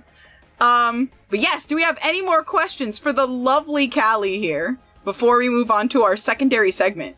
The Eggman dating game also had the sand images with the captions. Yes, you can make sand, sand castles for Eggman. And depending on which one you made, he'd react differently. If you made a little Eggman sandcastle, he was kind of happy about it, but also told you your craftsmanship was terrible. But if you made a Sonic one, he either, shot at you or stomped it out. So... Jesus. It's just a violent man, really. It's very funny. Eggman throws them around with one arm in the comics. It's true! He's cracked! He is very powerful. That's why I was saying, he knows. Did you shower today, Callie? Said Vel. Damn it, Vel, you caught me again. Yes, Vel. You caught me again. God damn it. That one. I do love her. Oh my god. Do you have a favorite Sega All-Star outside of the Sonic crew? Ooh, good question, actually. I like a favorite, other, is that asking, one other favorite Sega character besides? Mm-hmm. Besides any of the Sonic characters. I really like the new monkey that was in the new Monkey Ball. I can't remember her name, though. Is she the one with the piggy tails? The pigtails and the dress? Is that the one that I'm thinking of?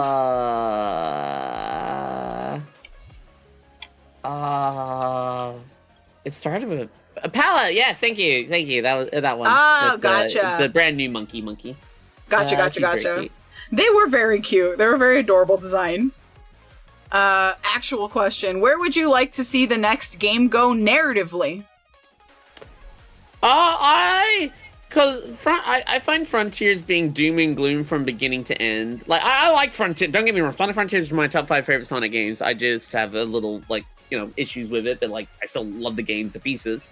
I'd like things to start off a bit more in terms of the next Sonic games, to start off a bit more lighthearted, and as things go on, that's when the stakes get more serious. I think that's just it's nice to see the characters kind of laid back, chilling, and oh yeah, stop an Eggman, oh shit, this is a bit more serious. Oh god, everything's terrible, and we saved the day. I don't know, it's very they've done that a lot, but we've hadn't had it for a while. A lot of Sonic games have immediately start in doom and gloom mode, so it'd be kind of nice for a bit more of a natural build up to it. Yeah, no, I kind of agree with you. I think it was somber a lot, but I think I like the way Unleashed handled it. I agree with Fate. Unleashed does it very well. Because it starts off epic, then it kind of even though technically everyone in the world should be dead, because the world's been shattered open. Yeah, everybody should be in space right now. But it's pretty chillax, and it's based. Unleashed does it very, very well. Unleashed is good. The DLC saved Frontiers, in my opinion. I like Frontiers before the DLC. The DLC made it better. Yeah. DLC was really good, but I couldn't finish the DLC.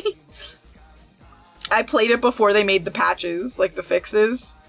So I accidentally made Glass Cannon Amy, where she hit really hard, but she also got hit harder. So everything was killing me. I didn't mean to, it just kind of ended up that way, and I ended up also doing all the puzzles I wasn't supposed to with Amy because of her movement, before they semi-fixed it. But yeah, I remember. Amy only got damage output changes. It's Knuckles is the main one that got altered. Yeah. I think the only problem I had when they were bringing out all these little DLC things, I didn't like the birthday one that much. I thought the birthday UI was super overwhelming, and everything being bright saturated colors actually made it a little harder for me to do puzzles. I don't really care for the birthday thing itself, but I like what came with that update. Like the birthday thing was just one part of it. I really liked hunting down all the new Cocos and then unlocking Spin Dash, which was so much fun. Yeah, Spin Dash and the Cocos were great. I don't know. I think it was like just the really brightly colored stuff. I want Colors Lost World aesthetic, but all the modern stuff otherwise. Understandable. The birthday one was weird, but the chain challenges were fun. Yeah, those were fun. I enjoyed those. Also, finding all the jukebox notes were also fun.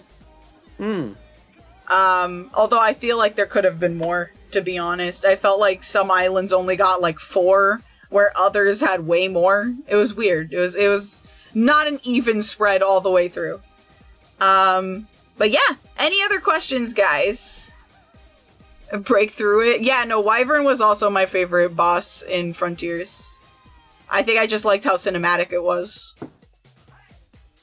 It's been a while since we had like I think we always have like those flying bosses, like we've had them for a while, but this one was like actual movement, not just sitting in an arena floating.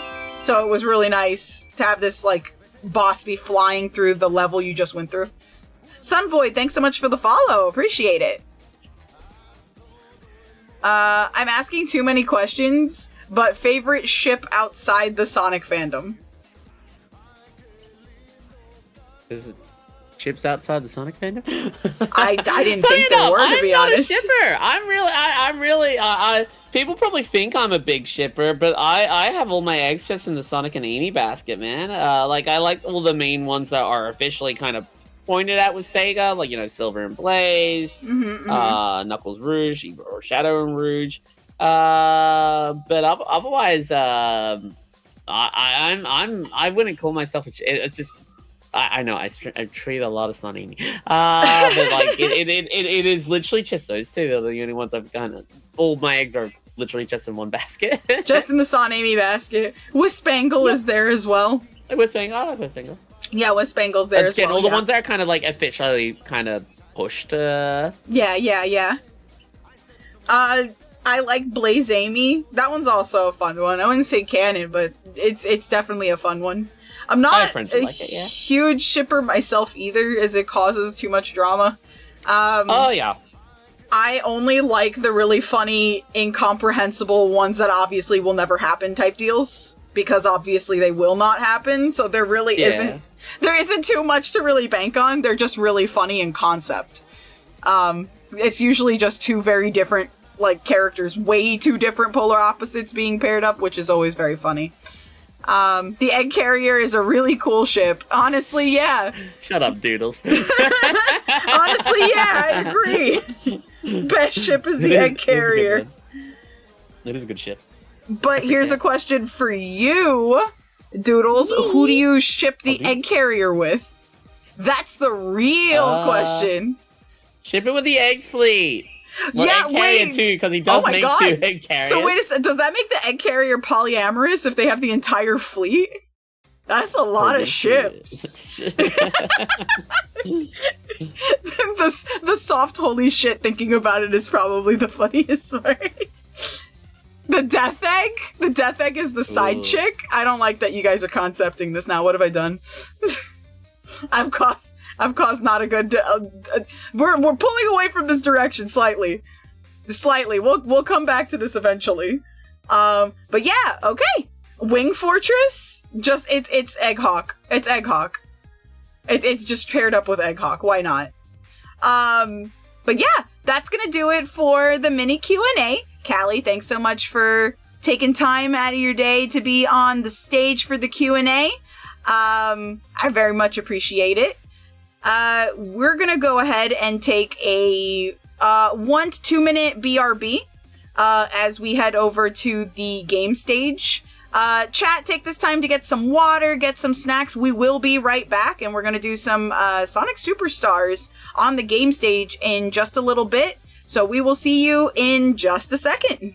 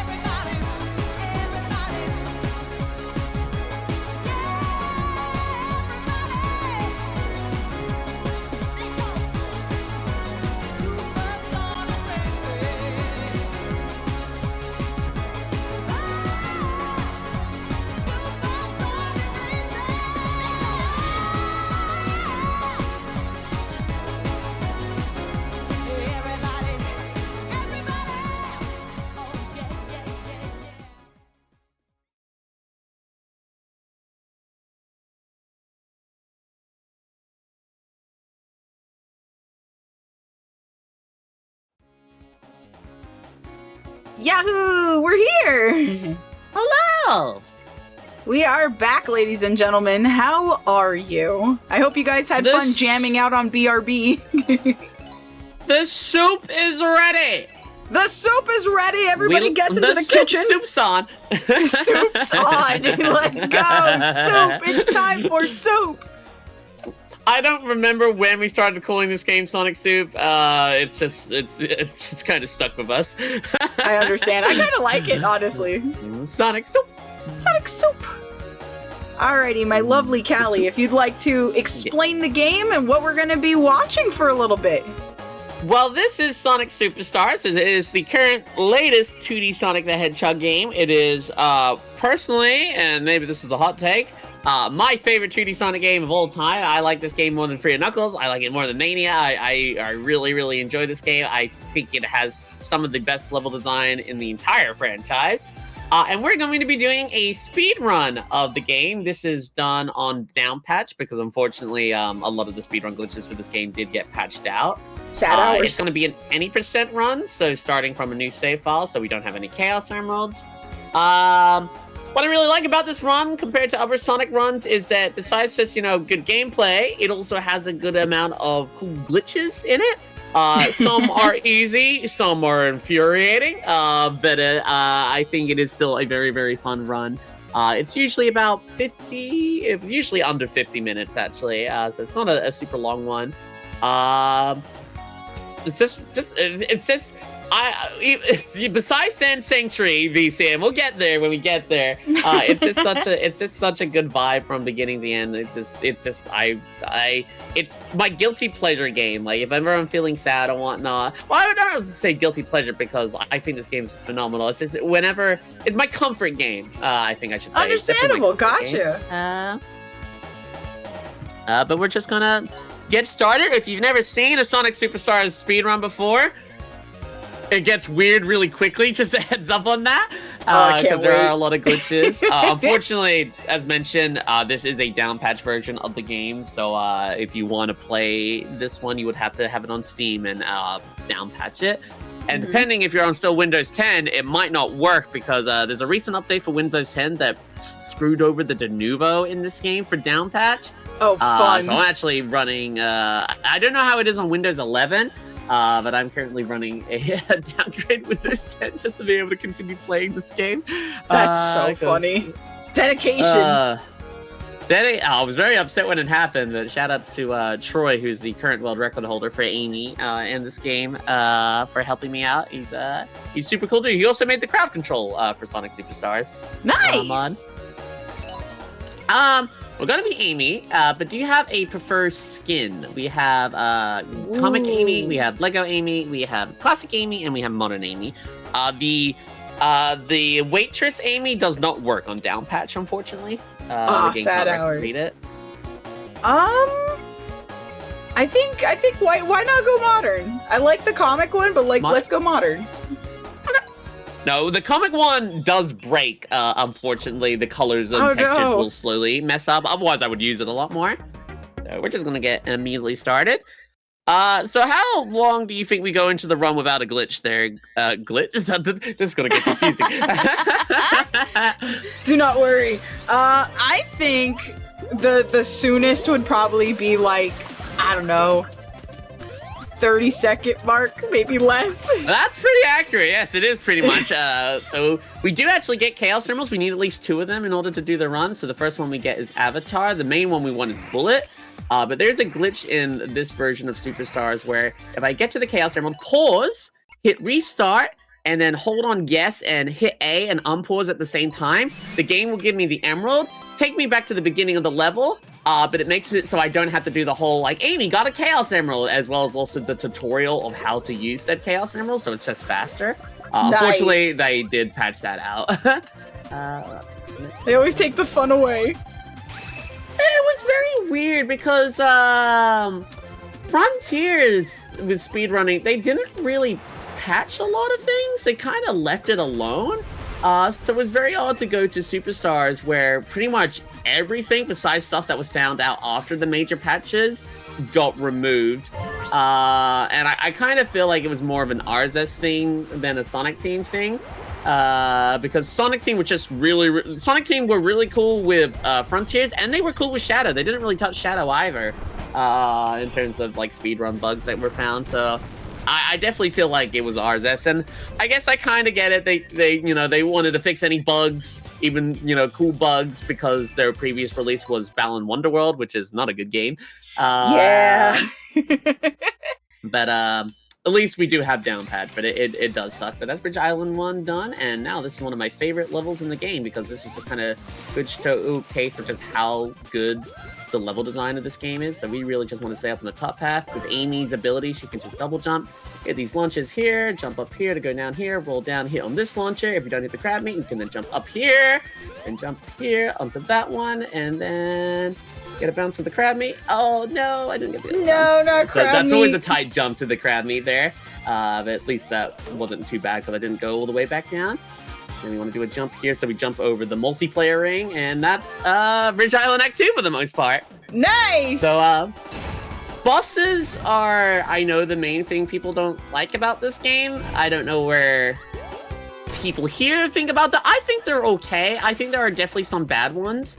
But thankfully for the speedrun, we can skip majority of them, particularly the ones that do go on for a little while. This guy is technically skippable on a New Game Plus run because you would have Bullet, but since this is a any percent, we do not have Bullet at this time, so therefore we have to fight him. But he's not too hard. You can, if you're lucky, before he jumps into the background, get him, hit him with a... He's vulnerable for 1 frame, which can speed up the fight by like 5 seconds, but it's very hard to hit. I always try, but I never really get it. Woot! Oh, that's fun. Yay! And the big, what's that one called? Rocky, Big Rocky. Big Rocky, Sorry, Big Walrus. I'm a sad person who knows the Sonic animal names. It's okay. Nothing wrong with that. They deserve love too. They do. I love them. They're squishy. What's your favorite level in Superstars there, Glitch? Because a lot of people, this is their favorite level. I was gonna say Speed Jungle, actually. Speed Jungle, yeah, Speed Jungle's a good one. There's such a vibe to it. It's just fun. It's fast-paced. And that's to say, I'm not like the biggest, best player of Superstars, but when I did play it, I do remember this level being one of my favorites. It's a good one. It's a good one. Yeah. So now we're getting Bullet. This is the very, very broken Chaos Emerald, the best Chaos Emerald in the game. So let's go. It's the second emerald that you get. And with this, we can do majority of the glitches that we are going to be doing. There's no real glitches for this level besides just doing the Chaos Emerald skip again. So this level kind of gets played normally. Get a good launch here. With the vines, depending on where you jump, depending on where you jump, you can launch really, really far. And as you can see, why Bullet is really good. You can just fly. So you make any mistake, Bullet can kind of fix it. Bullet is also used for like wall clipping, which allows us to like skip bosses. I love that. Go up here. It's very, very cool. If you have any questions about like Superstars runs, or anyone in chat, feel free to ask away, and I'm more than happy to answer. What's the toughest glitch to perform for a Superstars Sand Sanctuary. Sand Sanctuary and Monkey Skip are very hard, and both of them are back-to-back. They are literally one level between one another. So what do you have Sand to do? Sanctuary is a wall clip that allows both of them are about skipping bosses. The Sand Sanctuary skip has to be done with at least half a bullet meter left, and it's very tricky to get it because you have to hit a angle of a wall very precisely to clip through it, and then you can just fly over the boss barrier. Monkey Skip requires breaking a scripting sequence of when you're at the ending of Press Factory Act 1, you're in like a little bowl thing in the background, and then you get pushed back to the front. While that's happening, if you pause the game you can kind of mess up that animation a little bit, which allows you to bullet not on the correct 2D plane, which allows you to go under the level. I'll try to show it off, so if I don't get it, I can just quickly like kill myself and go for it again. Sand Sanctuary skip has to be gotten. Monkey skip can be avoided. Like, if you don't get it, you can just like, okay, you've lost 40 seconds, but it's like, whatever, you can keep on going. Sand Sanctuary is just, you have to hit it. So Sand Sanctuary is very make or break. So it's very scary when we get there. So pretty much the run is dead if you miss it like Pretty once much, or twice. yeah. That's unfortunate. Yeah, it's very rough. We used to, when we did Superstars, whenever we do an Amy Rose 7, which is me speedrunning through 7 games as Amy Rose back-to-back, we usually have predictions if I get Sand Sanctuary skip first try. And most of the time, it's no. Thankfully, Monkey skip, you only get one shot. If you want to go at it again, you have to die. Sand Sanctuary skip, you can technically just keep on trying, because every time you hit a checkpoint, your bullet power refreshes. And here we go, we got our first, like, proper major skip here. We bullet into this wall, and... Oh. I believe... There it is. And that's skipping the boss. You just go over it, and hit the capsule on the other side. Nice. And that's Hooray! Speed Jungle. That's first proper boss skip. The next level's interesting. I really like Sky Temple, and this technically isn't a glitch, because you can still do this in current patch. Because Sky Temple's whole level thing is that you're just constantly going like right to left, like slowly climbing up. Restart because I don't think I have enough golden energy there. That would be very hard. But Sky Temple, you're mainly just going right to left, and slowly going up. However, the ending is just all the way up to the top, at the top of the screen on the right. So with Bullet, we can literally just fly on up there to the top, skipping the entire level. And the first thing we do is just use Bullet to fly. We want to go up here and hit a checkpoint, because checkpoints refresh our Chaos Emeralds. Walk under the ring. The only character who can't walk under the ring is Knuckles, because he has a different hitbox. Get Bullet He's again. too tall. He is too tall! And then we just bullet all the way through the end of the level. This level gets done very, very, very, very quickly. Oh my goodness. Wow. Yeah, because this is technically not a glitch. You can do that in no glitch runs, as well as also just, it's not patched either, so you can still just do that. It's very easy. That's really crazy, honestly. It's cool! Sonic Team and Arzus might have did an oopsie with this boss fight, by the way. Oh? When they were making it, it's fixed now, but when they released this game, they might have ever so forgotten to put a ceiling. So you can just pop on out and that's hit really the capsule. funny. What? You're just like, yeah, Eggman, not today. I'm just gonna go. Today. Obviously, that's patched everything besides with this next glitch that actually comes up in Pinball Carnival, because this was found after all the major patches for this game. Pretty much every single one of these glitches are gone now, which is unfortunate, but that's at least so sad. you can still play them. It is sad. Out of curiosity, Callie, do they have screen wrapping in this or not? Yes, they do. Press Factory has it. And you saw a little bit of it in Speed Jungle as well, which is really, really cool. There's a gold bug. Alright. Pinball Carnival. Pinball Carnival is one of my favorite, like, pinball levels in the Sonic series, but I feel kind of bad, because the main reason why I like it is because I can completely ignore its gimmick, just using Bullet. You're like, this is the best pinball table ever, because I don't have to play it. I don't have to play it! It's amazing. So this is the skip that is still current, still possible in current patch.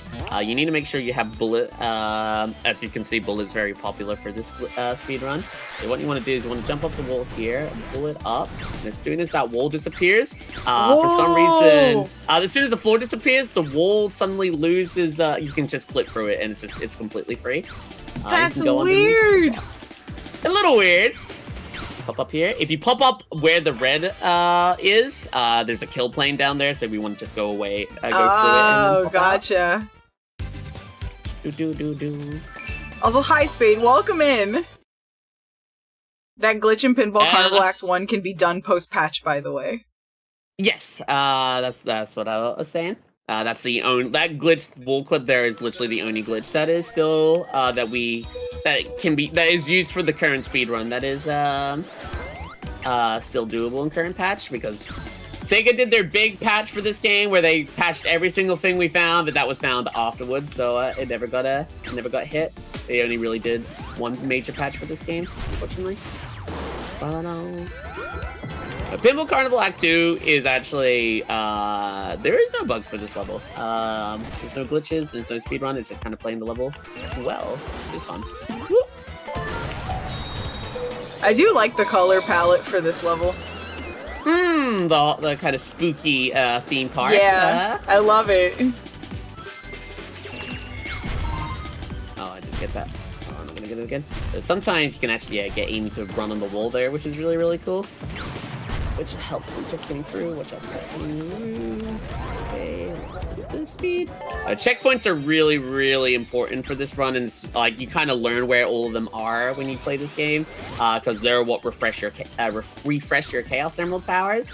So you're constantly kind of wanting to know, like, okay, I can use Bullet here because I can get a refresh here. Bullet is, as you see, Bullet is just kind of what we're using constantly while we play this game.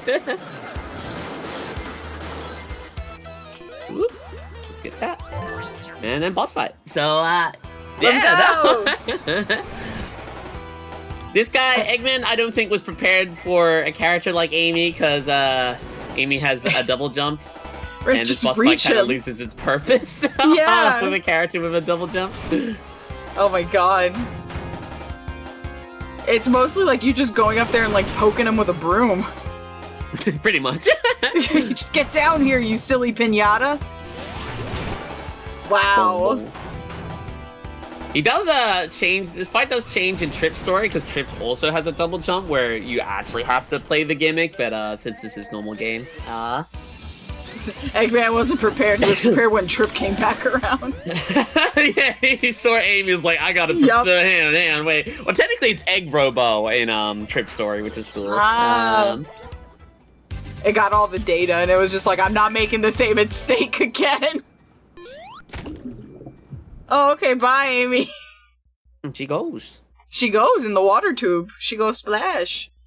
So there's an interesting thing you can do in this game, and it allows you to do this one glitch on this level that only saves like 5 seconds.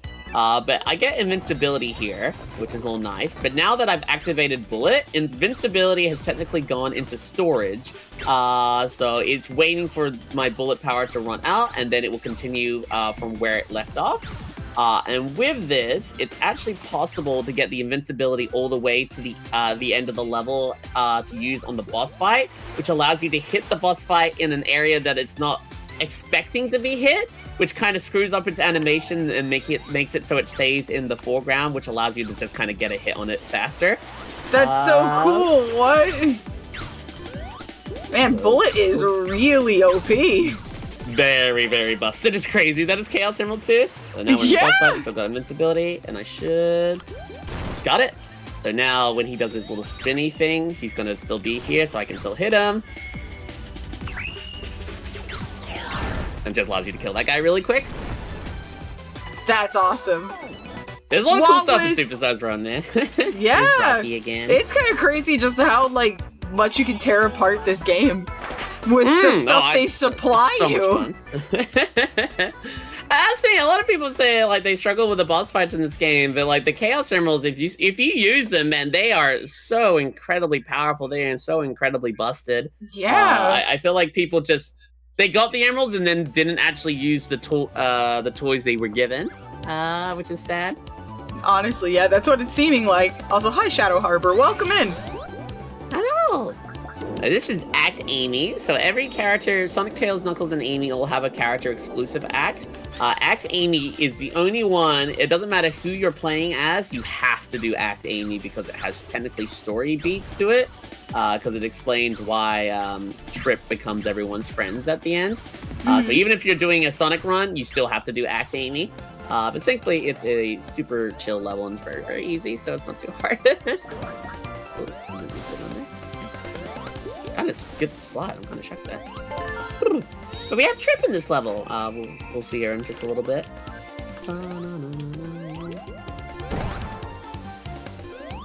Does anyone have any soup questions? I'm curious. Everybody's going like best act in the game. Yeah. They only discovered how the fight actually works in Tripp's story. I feel like that a lot of people were talking about how like they, like you were saying, they struggled with the bosses like a lot. Either they weren't like super easy or something or other caught them. Mostly it was like just a random thing that would happen in the game that felt like BS kind of. It's a Tripp. The final one with Fang can be quite hard. And yeah, Tripp, I wanted to watch the animation. So we gotta help Tripp get out. While we have Tripp on our back, Amy cannot double jump, and she's also a little bit slower. And we cannot use Chaos Thermal powers. Yeah, we gotta do a very, very scary jump here. Ooh, that one's always tight. If you jump too high, you will get hit by it. If you jump too low, you don't make it. That's so unfair. I think it's cute to have a piggy pack level like this. I really like this level. Yeah. Yeah, there was some discussions back when this game came out if people could skip this level if they were playing as other characters, but I think ultimately they forced it. But you have to just play Act Amy and deal with it. And it's less than 2 minutes, man. It's a very easy level to learn. And then Tripp gets an apple, and then he's our new best friend forever. I like the little bounce wave. It's very cute. Boing, boing, boing. Look at Tripp hands, she's waving. Lagoon City Act 2. So there's a really interesting bug in this level that only exists in the PC version of the game, because if you try to do it in any other version, your game will crash immediately. I have no idea why. But when you get to the boss of this level, Dr. Eggman is just like vibing at the end. And you can hit him off screen with Avatar, and it will count as a hit. But yeah, do it on any other version, the Switch version, PlayStation version, Xbox version, game will crash immediately. On PC version, the game will count it as a hit. It's very odd. It's like, we saw what you were trying to do, and you're just like, but you let me do it! You let me do it! You gave me the means to do it! I'm so curious to what causes it to be a game crash for it. Like, why PC is like, yeah, that's fine, and like the console versions can't handle it. I wonder if Troy knows. Yeah, you tried it? Yeah, no? I remember because I was just playing with my housemate Blitz, and I just did it, and then just the game crashed. I was like, huh? And then found out that it was just a thing. So what we do, we do it here. You see him off screen, avatars. Oh, I see it. Sometimes it doesn't want. He doesn't want to get hit. Yeah. Now sometimes, depending where I launch the avatars, it won't let me hit him. So unfortunately, I actually didn't get the glitch there. So that would have been fine if it was console. But yeah, you can hear it get hit. It does like white flash and the noise off screen. That's pretty funny, honestly. It's odd. A question for you: which level is your favorite to speedrun? Pinball Carnival Act. I mean, that's the thing. I love pretty much every level in this game, man. That's why it's one of my favorite Sonic games, because I just feel like every level has like something cool about like how it gets played. Like, they're all just really, really, really fun. If I had to pick one, though, I guess I'm gonna go with Bridge Island Act 2, because it's just something like, once you learn those jumps and the speed shoot, and it's just like, you just see Amy just flying all over the place and launching herself, it's just like, oh man, this is so cool. I really enjoy it. That's awesome. Get the fruit, yeah! Technically, the fruit is bad because it's slower. Oh, it's not that much slower. Cumbersome. Yeah, not enough to really, like, oh no, but it's just like, it's technically better not to get it. Gotcha. Oh, we're here! Yes, so this is Sanctuary. My favorite and least favorite level in the game. It's one of my favorites because, like, once we're up here with Bullet, we actually don't use Bullet anywhere else in this level once we run out, besides the glitch. And this level is just, its design, its music, I think is just so phenomenal. It's just the way it flows is so good. And then it has one of the hardest glitches in the entire run and probably the worst boss fight in the game. It's just like, man. You're like so close. Complete package almost. It's Shantae as F. I can tell. I can see that. One cute detail in Superstars is any character you're not playing as, you'll see them occasionally in the background. I always like to see, like, you can see Sonic running in the desert. He just went by. Oh, that's super fun. They're just hanging out. Yeah, they're just kind of hanging out doing their own things. For any character not in action. Alright, so here comes the glitch. I'm going to try to do it off the slide, which is harder, but it's faster. But there is a backup. So bullets. We need to fly up here and hit this very precise corner. I didn't get it, and unfortunately there's not enough time on the bullet thing, so if that happens, what you gotta do is go all the way over here, which sucks, hit the checkpoint to refresh, and then you gotta go back, and then we can use our backup. It's a very, very precise glitch, and it is the biggest run killer for this game. I'm gonna line Amy's shoe with the crack there. I believe. I'm gonna have to reset again. And you can see, like, this can just eat up time. And like, if you want world record, you gotta get it off the slide. So it's a hard bug. Thankfully on GDQ, I got it immediately. So there it is. Sorry. There we go. And now we can go over the boss area. Nice. And then land on capsule. Yay! That's the hardest glitch in the game. Oh my god, I can tell. It's picky. Thank you, Fio, for the resub. Welcome in.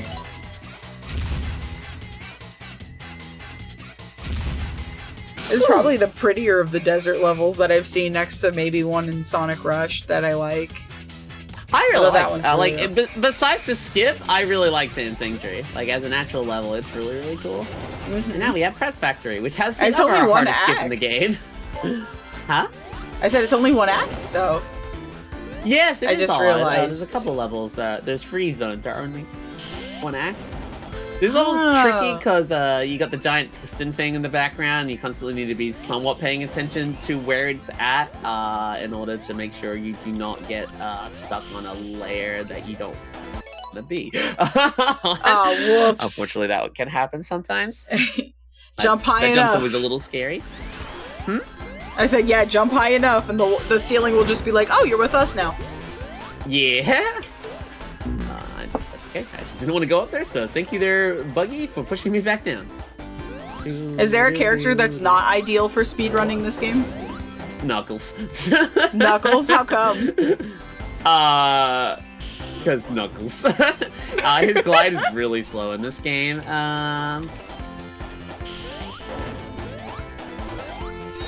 He's, I don't think... the main character that got pushed for speedrunning for this game is... There's some people doing Sonic because, you know, he's Sonic, but he kind of dropped off. Tripp got a lot of runs. Tails can skip, I think, almost every single boss fight in this game because Tails has this wall clip he can do with his flying. Personally, I think my favorite run is Amy just because it has a bit more, like, just things going on. Tripp can skip every single boss. Really? With her dragon ability. Yeah, with Tripp, with her dragon ability, she can just, if she does it next to a wall, the game will just push her out. That's crazy. Not a great run of this level, that's fine. Be really careful. Everything is trying to attack you. Yeah, this is, Press Factory is probably the hardest level in this game in terms of just, like, obstacles to dodge. So this is a glitch. Once I pop this ring 3 times, I'm going to have to rapid pause and hopefully I mess up my lair.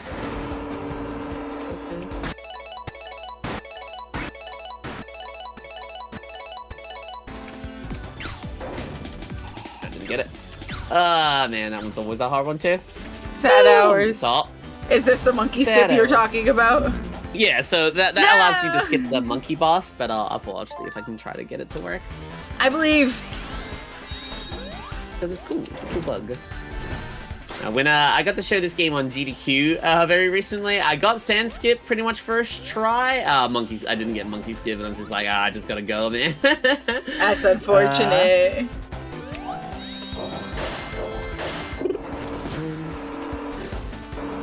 Monkey skip is very annoying because I need to do like near frame perfect poses. Got it.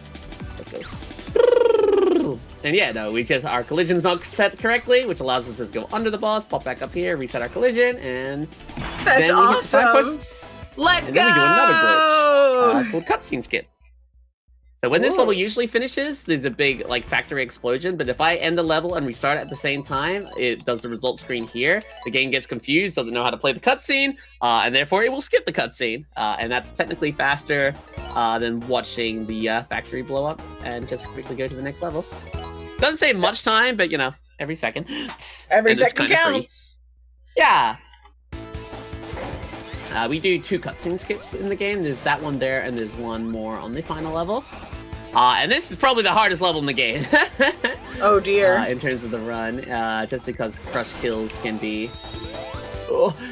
crush kills, and those things seem to have different timers constantly. I don't understand that, like, every time I play these levels, these crushers are on their own unique timer. It seems like they're just randomly set when you load in. Or maybe it might be when the game spawns them. And I'm not entirely sure at what point where I am when they do pop on, so I just kind of have to play with it, so it's scary. Yeah. Just having that drone ominously in the background, just watching you the whole time. See, he's not the scary part because there's like more than plenty of buttons. It's just crushers off screen. And me running by too fast and getting caught by them.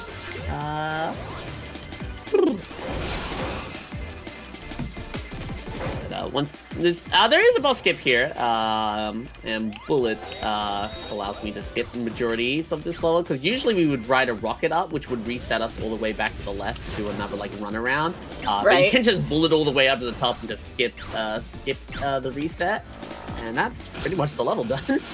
Wow. Girl falling like crazy, and she's just like, oh, I'm okay. I'm all good. Ooh. Oh.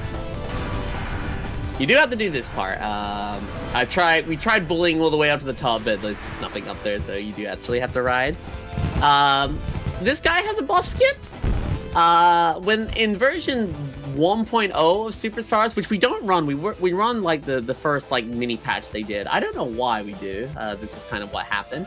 Right. But in version 1.0, there was no invisible wall here, which allowed you to just bullet over this boss.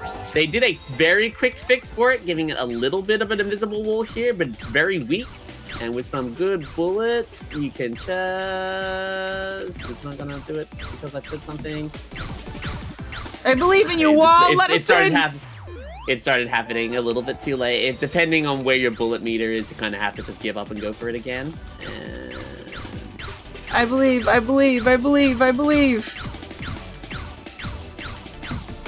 Let us in.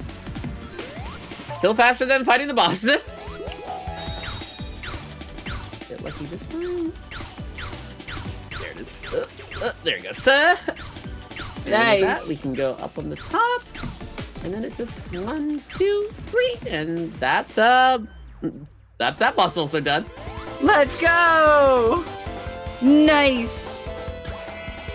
Those skips are insane. You just gotta kind of know where you're dropping, huh? That one is practically, if I have bullet when I get to the top, I know it's just free bullets and I will be over the invisible wall. Because if you do not go far enough there, you will get soft locked. If I don't have bullet, I just do a rev, a spin dash with Amy and a double jump, and that also gets the distance. Gotcha.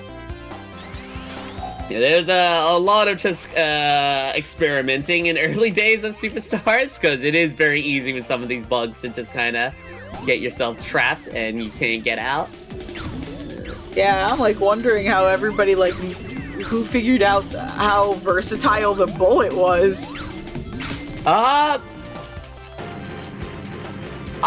I know Troy definitely found a couple of bugs. There was a lot of people doing bug hunting in early days for Soup. Not so much anymore. There's some more crazy bugs you can do. Like there is technically a way to skip the cyber boss fight, but it requires a not frame perfect, but very precise and kind of pixel perfect movement in order for it to work. And I just can't be bothered to do it.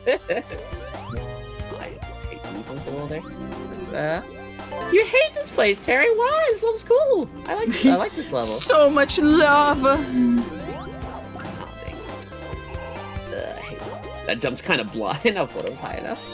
Kind of feels like a semi-Spyro level. A little bit, yeah. No. You're getting the vibes. It allows us to skip majority of pinball sections, which makes me happy. Although I'm getting kind of blocked here. You kind of let me out. Ooh. The little digging machine is also very cute. It's funny if you play this game multiplayer because everyone's input counts towards it, and that thing goes insane fast if everyone's doing it. Oh, that's super funny. I played it multiplayer the first time I ever played this game, and it was very hard to play with multiple people. Yeah, that's it. I mean, it's very much like the new Super Mario Bros. Like multiple people kind of makes it it's a mess, but it's a fun mess. Yeah. I've played this with 4 players a couple of times. I quite enjoy it. I think 2 players works really well, particularly if both players know their Sonic and like are willing to like help each other out and wait for one another.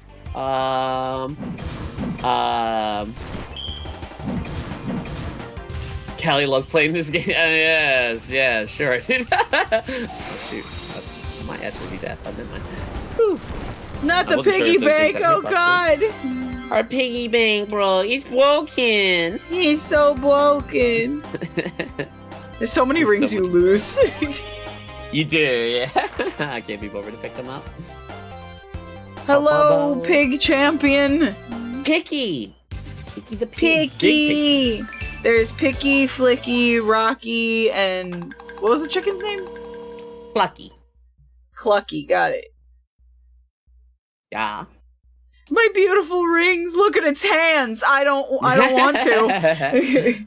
Can we not say we did? So I have curious to show of hands. Who's actually never seen a proper speedrun of Sonic Superstars before? I see half. This level will I'll let it speak for itself when we get there. We'll also just take forever bouncing around. Me? Okay. I hope you like this there, Witch Queen, because it's okay. Some there's people from my side of things who are lying. Hi, Rocket. I don't see you there. It's her favorite to ask that question. I do like to ask that question because the glitch for this level is phenomenal. It speaks for itself. It speaks for itself. You'll know it when you see it because it I'm very excited now. Very excited now. It involves these turtle platforms, and I'll try to explain my idea of how it works when it pops up. Troy would be a lot better at it than I am because he's definitely the one who's kind of like going through everything, how this game works, like in terms of files and coding, because he did the crowd control thing. Very impressive, honestly.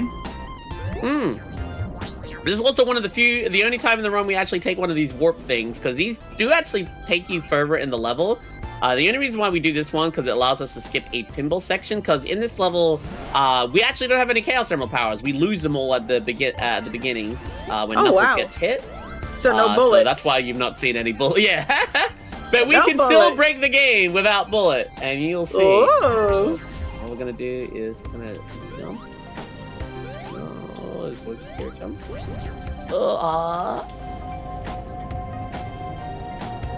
Huh? Oh no. There we go. Huh? A little weird how I did that, but you know that works. Excuse me. Oh my god.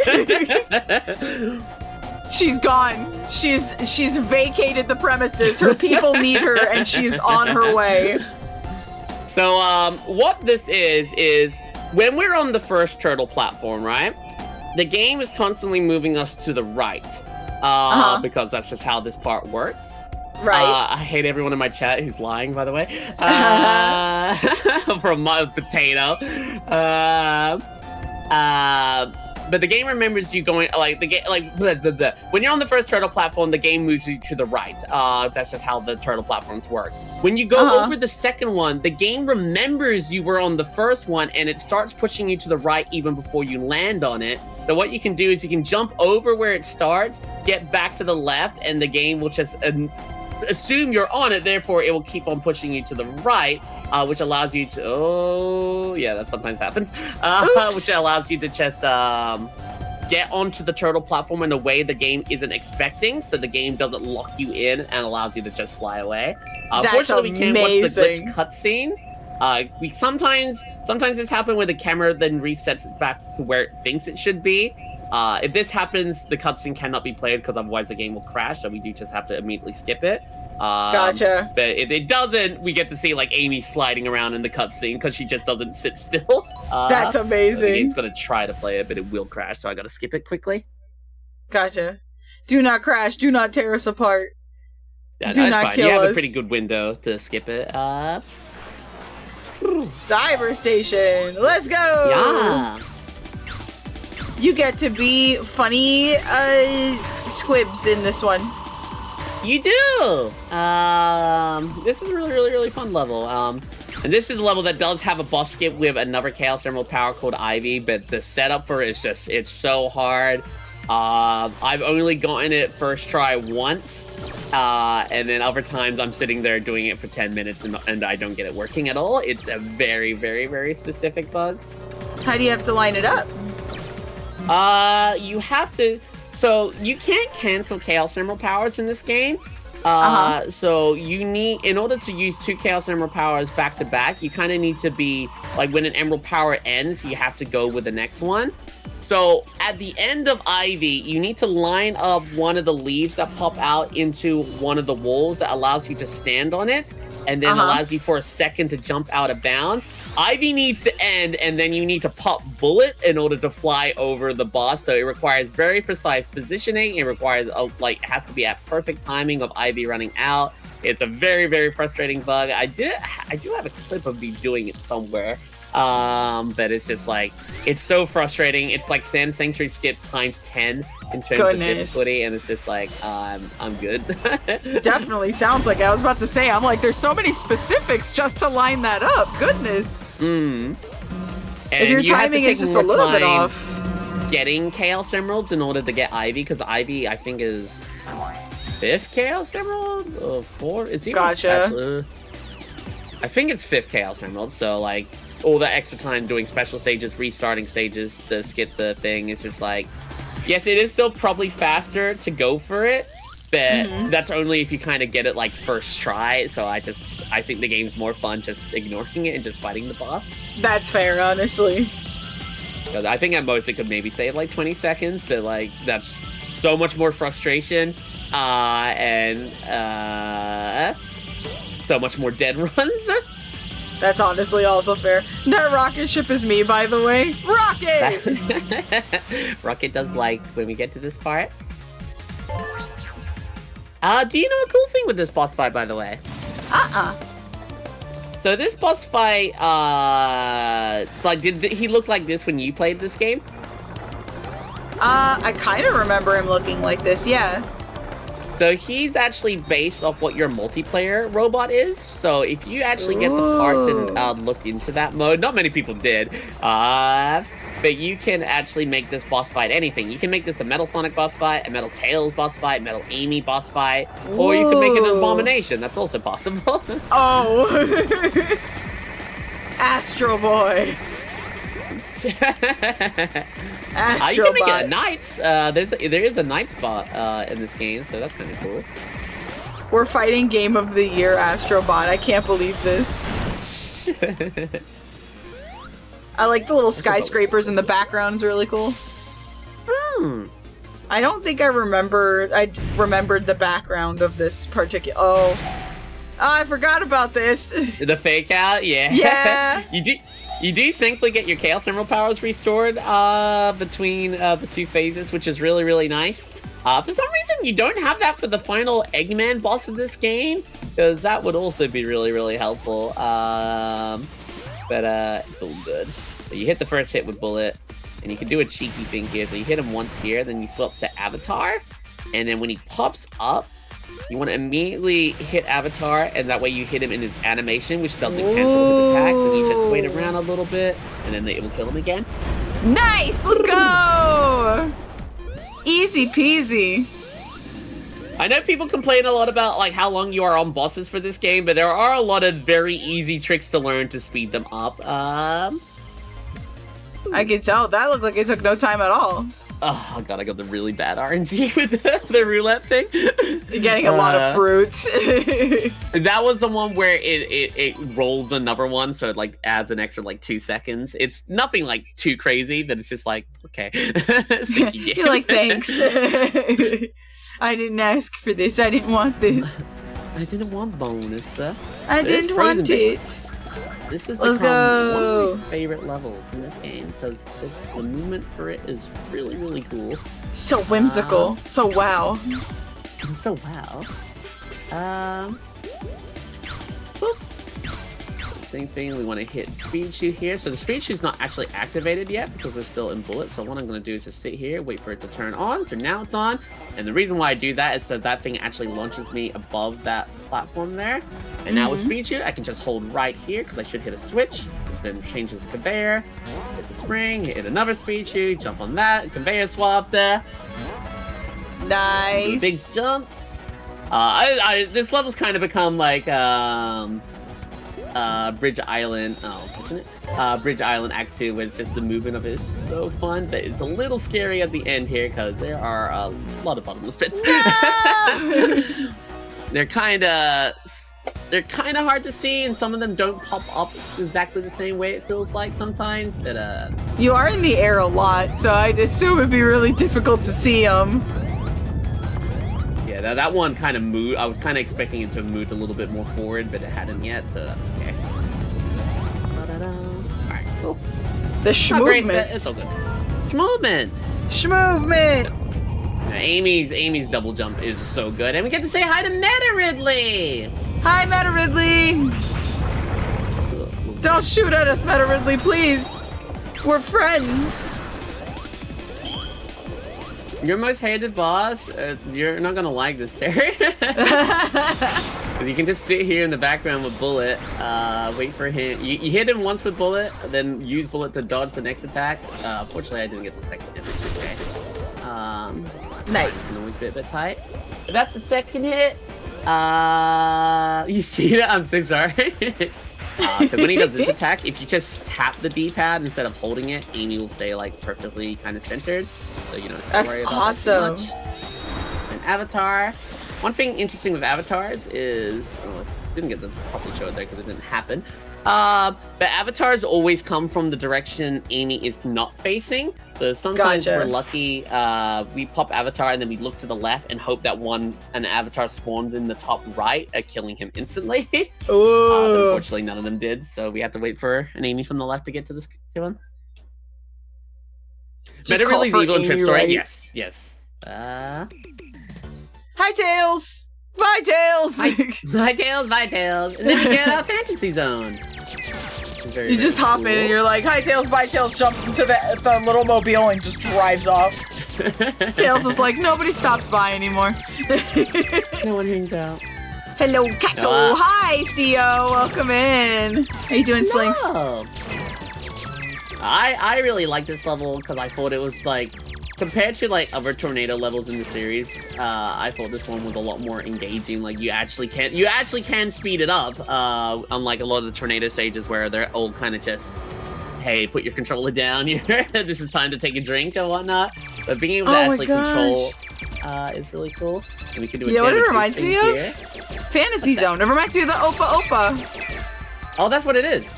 Yay! It's a reference to it. I was like, it definitely feels like Opa Opa. Yeah, these bosses I think are literally from Fantasy Zone. I love that. They're Eggman-fied. Oh, why didn't I recognize that? I'm so silly. There's been a lot of love for Fantasy Zone and Opa Opa in Sonic games, because not only is there this in Superstars, I know it's not out yet for everyone, but Opa Opa and Uppa Uppa are playable characters in Sonic Rumble, of all things. You can That's fun. Damage boost, yeah, there's a lot of damage boosting. And Final Zone! Let's go! Wow, we're actually here already. This game speeds by, man. But I think it's a really fun link for 2D Sonic, because 2D Sonic for me is meant to be played over and over and over and over. It's not a one-time thing. New 2D That's Sonic fair. game comes out, I'm playing that game for 1,000 hours at least. Okay. So we're already starting off with a glitch. We're going to glitch through the wall here, which allows us to go over this main room. And the main reason why we do this is it allows us to skip a very long elevator ride. So I've got to be very careful here. Opening everywhere. So I avoided them. Simply but just really long leave the elevator ride boss. there. Oh my god, that's such a good jump, and then I get hit. Obligatory end mention. Let's go. End has been spotted. So that might have looked a little weird. A little? There is a glitch you can do that the game gets a little bit confused about where you are in the gravity room. You're kind of like pushing yourself into the wall. So the game just kind of resets your position to the 0.0 of the map, which is much further in the level. You can do that glitch on both Act 1 and Act 2, because Act 2 is just the same stage going backwards. A lot better in Act 2, because the 0-0 position or 1-1 position is a lot more on the left than it is the right. So it's a way that we can skip a good portion of this level. That's insane. It is very much a blink and you kind of miss it skip. Yeah, I like was staring at it happen. I'm like, did I it feels like something got cut. Like did Yeah. was this edited footage? That's crazy. When that skip does happen, you are still locked in anti-gravity, but thankfully if you hit an enemy, it will reset your gravity back to normal. Your rings are still a little bit messed up, as you saw when I got hit there. Yeah. But I think they do reset now. This is one of my favorite final levels for Sonic. What's one of your favorites? For Sonic in general? Yeah. Ooh, if we had to go like 2D Sonic, I think one of my favorite final levels, it's a mix between Cosmic Angel and, because I had a soft spot for it. It was just a fun level to play. Lots of anti-gravity sections too. Or I want to say I probably really liked the ending Coral Cave for Sonic Rush Adventure, actually. And the only reason I like the finalization for the final stage for Sonic Rush and Sonic Rush Adventure respectively is just that, like, it takes so much to get there, and once you get to that level, it's really intense because it feels like a mini gauntlet to get to the end. And once you like lose lives, so many lives on those stages, it hurts so much to have to go back and do it again. I need to play Rush Adventure again. It's been a very, very long time. It's so fun. I love the Rush series. I like Titanic Monarch. That's a good one too. That's a good one. That's probably one of my favorite levels from Mania. Yeah, I like that's a good Mania one a too. lot. I just wish it had more of its own things going for it, and that's why I think I really like this game. That's what I said new too. Levels and new content. Yeah. Egg Fortress. One more level to go. And a boss, maybe. Who knows? Let's go. Do you think there's a final boss skip for this game there, Glitch? There has to be. With how wonky the rewind, there has to be. There is a developer capsule off screen, and you can hit it, which will just end the, which will just No end way. everything. Are you kidding You me? might die here. Yeah, fudge, I did Oh. I did like the gimmick for this level. I like seeing all this stuff in the background, like rewinding. I thought that was super cool. No, I honestly it is did. a really cool gimmick.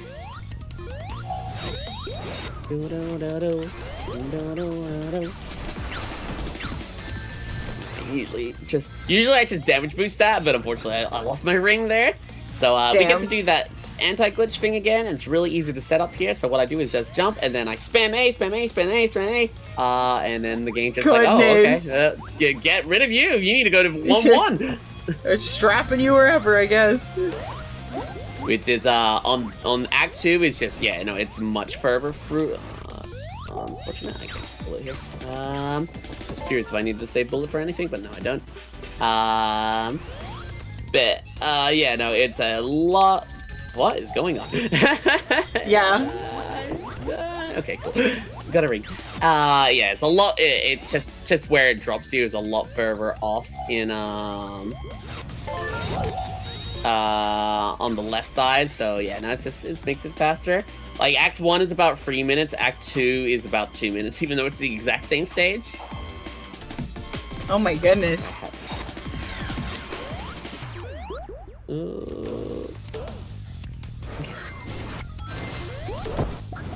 Have you thought of speedrunning any other Sonic games? Like, have you speedrun any other ones? I speedrun all the 2D ones. I did Dream Team. I've done Ring Racers. I will be doing Crossworld. I really enjoyed Ring Racers speedruns. Have you ever thought of doing any of the 3D ones? I have. She's gone. She is just gone. Where are you? Oh. I'm out of bounds. Hey! You get back in here, young lady. Oh yeah, I didn't hear it. There you go. Huh? There's just a capsule sitting there, and that's game. That's where Superstars run ends. Why would they leave that there? I mean, you're not really supposed to get to it, but what? You're not meant to. Like on current patch, it's impossible to get there. That's so funny. That's just dev stuff, man. That stuff just gets left in. It's always I find that stuff really fascinating. Just seeing what gets left behind. It's really cool. I just think it's so funny that like all it does is just game end, done, and you're just like. Unfortunately, you cannot play the ending cutscene. The game will crash if you try to, so you have to return to world map. Of course. Which is sad. But it will just crash right there trying to load it because it's confused about what the hell happened. And then that's technically a Superstars run. It counts because if I head back to the main menu, Tripp story unlocks, so the game counts that as a completed run. Tripp story. Let's go! Big stretch. Oh, thank you, JD. Wow. I swear there was a ton of glitches you did where it was like a blink and I miss, or it's very much that. You just twitch your finger a little bit and suddenly you're across the map somehow. Like, huh? No, and it's more great. Hang on, I'll quickly show you. Did you eat today? Did you drink water? With Tripp. No. Let's go. She can break anything. So what would be this level? I can't wait to see this. If it's anything like Amy. It's so Arg. Are you familiar with Arg? Arg? Argic? Oh, Argic? Argic sounds familiar. Oh, yes. They're another Sonic speedrunner. They did a lot of Tripp runs. I don't know what I was doing there. They did a lot of Tripp runs on New Game Plus with Chaos Emeralds, and Tripp runs are very, very different on New Game Plus if you have all 7 Chaos Emeralds. Because practically what the run, I'm so used to being Amy and not having Hammer there threw me off. Tripp runs are practically get 50. I cannot play as Tripp because the little differences are throwing me off. You got this, Tripp I believe. runs are pretty much get 50 rings, go to the top of the screen, and then warp all the way to the end. It is very, very, very different take on the game. I do apologize. I need to see that at some point. Which character? But like you said, Knuckles, because like his hover and everything is like super slow. He's like the hardest one to speedrun with here. Yeah, his glide is a little rough in this game. Didn't we have our own Argic? Wasn't he a sentient Chow egg, or was he the goose that replaced the Chow? No, we did. We had Argic the Destroyer. He was a 999 level Chow that when we knocked him out of the egg, he came out as a goose with a Chow egg as a head. Yes, that is... You unfortunately did not imagine that. That did happen. I am afraid to go into the Chow Garden every day. So obviously this is where the first boss fight was. Tripp can practically do this with every single boss fight. Just jump, dragon form near a ceiling. The game will just allow you to go through it. Okay. And in certain areas, he can then break through even more, fly over, boss collision, and then just go to the end capsule. Tripp is very, very, very, very, very broken, as you can see. That's crazy.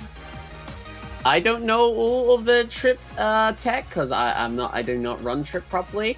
Golden, who I can see in chat, does do a lot of Tripp runs. Nice. Yeah, that's you can just do that with everything. And it's so free. It is literally just activate super near a wall, and the game will push you through it. That's so funny. What about Sonic? Because I noticed Sonic in this game has kind of an impy jump, which is really weird. I feel like he doesn't jump correctly. This game's design does feel like it's made more around Amy and Tripp with characters with double jump. Like, just how with some levels flow, it feels like it is more catered for them. I've seen single time attacks for Sonic that are really, really cool. Of individual levels, but people aren't really interested in running Sonic full game. This game is so much harder for him to be able to just do what Amy does and Amy and Tripp do for free. Right. Particularly that skip for that skip in Golden Capital to skip the Fang boss fight. That is very, very, very precise as Sonic, and it's very frustrating. Oh, geez. For Amy, it's just kind of free. Actually, I feel for every other character, it's free. You know, the only character who struggles with it is Sonic. Even Knuckles can do it for free because he's got glide. Isn't that crazy, though? Like, it's Sonic, and you would think, but it felt like in this game, like, he kind of got nerfed in a way?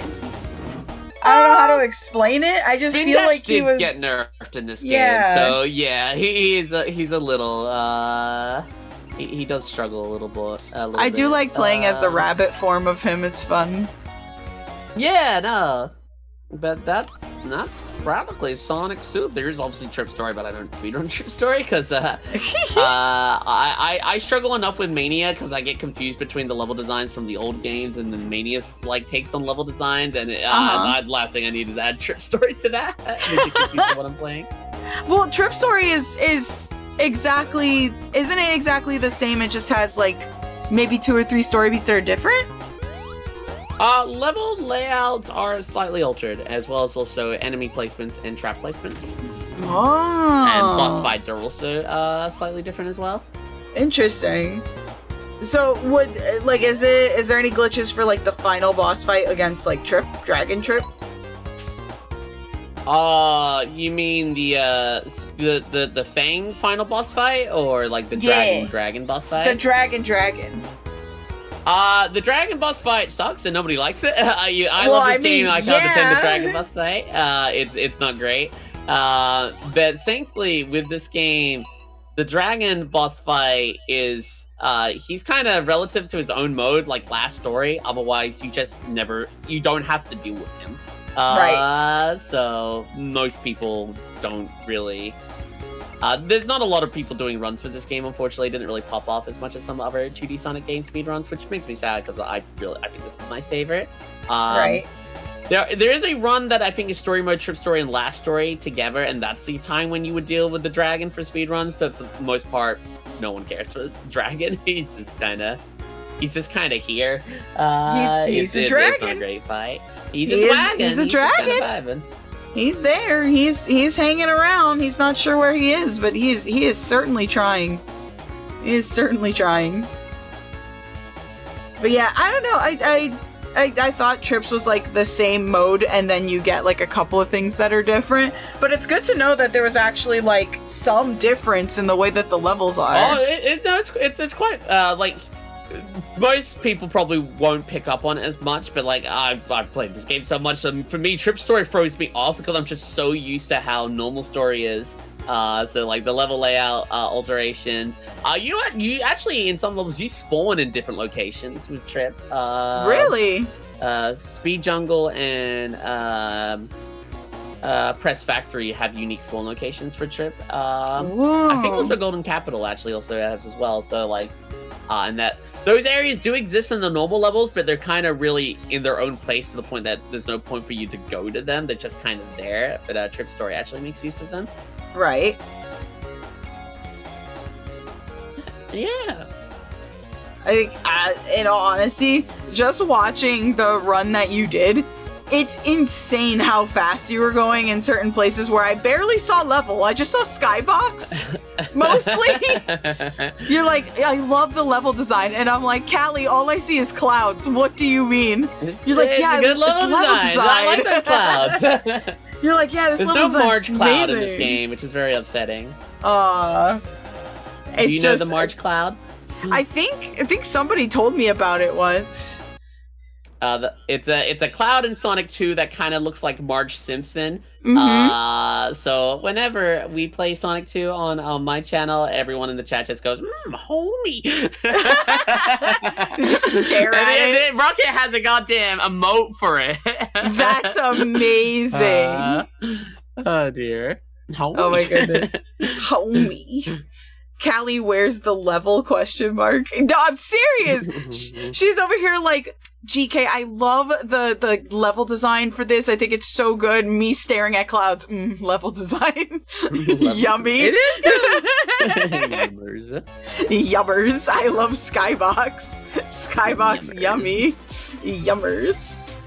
Oh man, dude! Playing this multiplayer. That was the first way I experienced this game, and it was it was chaos. Everybody was trying to scramble to the end, and I'm telling you right now, when it comes to like jumping up on ledges, you can tell which characters are just more favored jumping onto certain ledges. Oh my god. Amy and Tripp were like probably everyone's first picks for this game because the double jumps for them are so Sonic good. Sonic can't go up on certain ledges. His one jump sometimes doesn't make it, and it's really frustrating.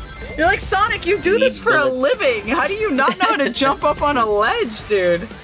What does that mean? And Knuckles too. Like, Knuckles will just climb up the side a little bit, but it's like unnecessary. You're like, just jump. You don't have to hang onto the wall. Just jump. And Tails just jump and fly.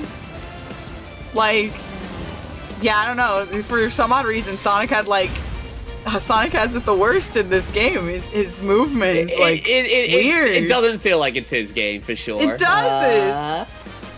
They're like, nah, the girls got this. Yeah, no, it does. Yeah, no, 100%. I kind of agree. It's Amy and Tripp's game, and Tails for like some other major things. Like Tails runs were pushed quite heavily at some point because Tails has a thing where how he flies into walls can make him clip through it. It's kind of hard to do. I wasn't very good at it, but I don't run Tails. Yeah, it's definitely Amy, Tails, and Tripp game. Sonic and Knuckles are just kind of here. I do like the cute addition of having Tripp on the title screen. On the title screen? Yeah, I love that. I love that she's not there when you start the game, but it's once you unlock her, that's when she appears. Once you unlock her, she's there. And she's just kind of hanging out, but then realizes you're obviously staring at her, and she's like, I'm so sorry. Forgive me. I think we needed more, like, little lizard-type characters. We really only had, like, Espio with the horn for a nose. We don't really have a lot of characters that are like that. So it was cool to have, like, Tripp. I really hope Tripp. I hope Tripp's not going anywhere. Like we've never really been in this situation before where we have a proper new classic character. Because like we had the hardboiled heavies and Mania, but they were just kind of robots. Right. Like Tripp is a proper Sonic character. She's a new Sonic friend. She's one of Amy's new friends, and it's curious to know what's going to happen to her in future. She is getting merch. She got a figurine very recently, and she's also I heard in about the that. Knuckles comic. Yes. So hopefully, I'm curious what will happen to her if she'll ever make a jump to the modern games. But hopefully, as long as she still appears in I'd love to see her in Rumble. Like I'd love to see classic characters in Rumble. I think that'd be really yeah. cool. Honestly, and like I said before, like she has such a unique design. Like she looks very different from other characters, and it makes her stand out in a really good way. I think it's fun to have, more of. Like more characters that are more distinct, you know what I mean? We did get a snake, VC. We got Lyric. Don't you like Lyric? Yeah, don't you like the funny, revenge lizard? The funny noodle of revenge?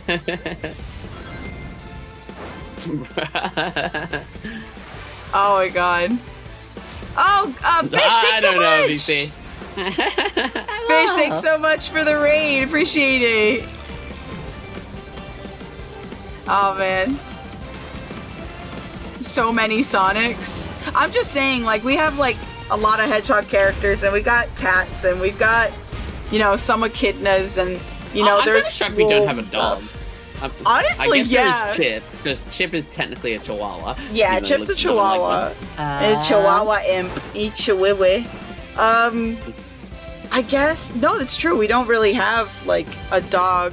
Because, Buddy is technically, a wolf? A wolf, right? Yeah. And, Barry is a quokka.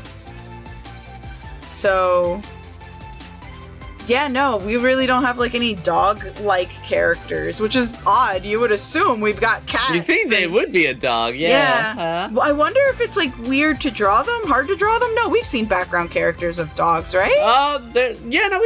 We've seen dog Sonic characters. You can make a dog avatar in Forces, and, there's some dog background characters in IDW.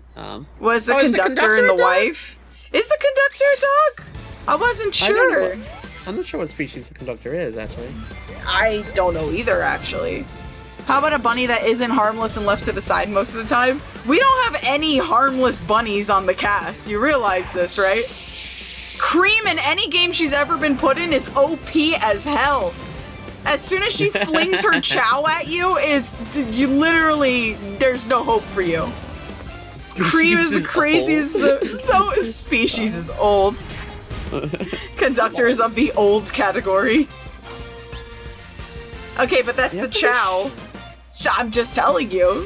Cream is the god killer. I'm telling you, any game she's in, she's really crazy powerful. That is actually true. Val Cream is a menace in a lot of games that she's in. All the time. She'll be quite good in Crossworld. And she's very good I can imagine. She's good in Dream Team, but, Dream Team's a very different structured game. I really liked it. Man. I want to play Dream Team again, but subscription. I want that game on something else. I was going to ask how Dream Team was, because as somebody who doesn't have the means to play it, I've only really seen it through other people. It's very good. Is it? It sucks that it's locked, because it's actually phenomenal. It's really well done. It's really polished. It's got some really good movement. I used to do speedruns of that. But I know I do kind of mainly stay to 2D Sonic games in terms of speedrunning, though I did do Frontiers.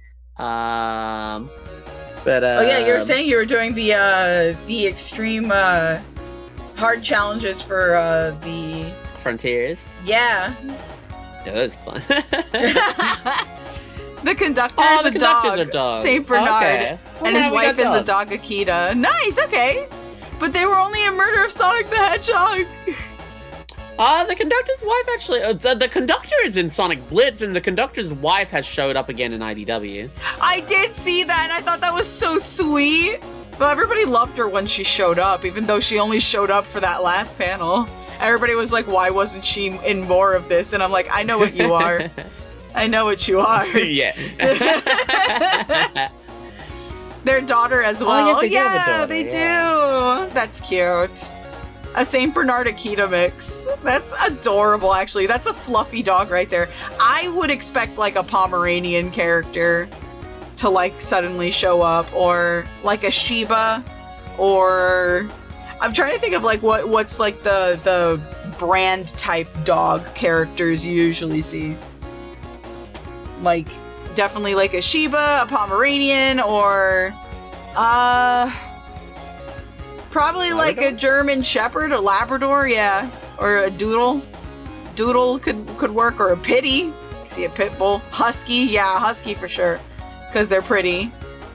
Or like little wiener dog, why not? Little Doxy, that would be cute. But yeah, no, it's like the same question of like, should we have horse characters? And then we had one, and it was terrifying. Thank you, Archie Comics. I'll never sleep again. I'm about to say, like, we had a horse character? It's like Archie, okay. Archie is the only thing of Sonic. Archie and Fleetway I know very little about. I know, I keep up with my IDW, but, for what I looked into Archie when I was young, it seemed so far off from what I knew as Sonic. I wasn't really interested into it. Wild Frontier Archie days, and Fleetway is an interesting experience nonetheless.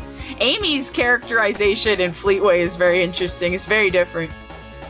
Yes, that's the only thing I know slightly. I do know a little bit about Amy from Fleetway. She's pretty sassy.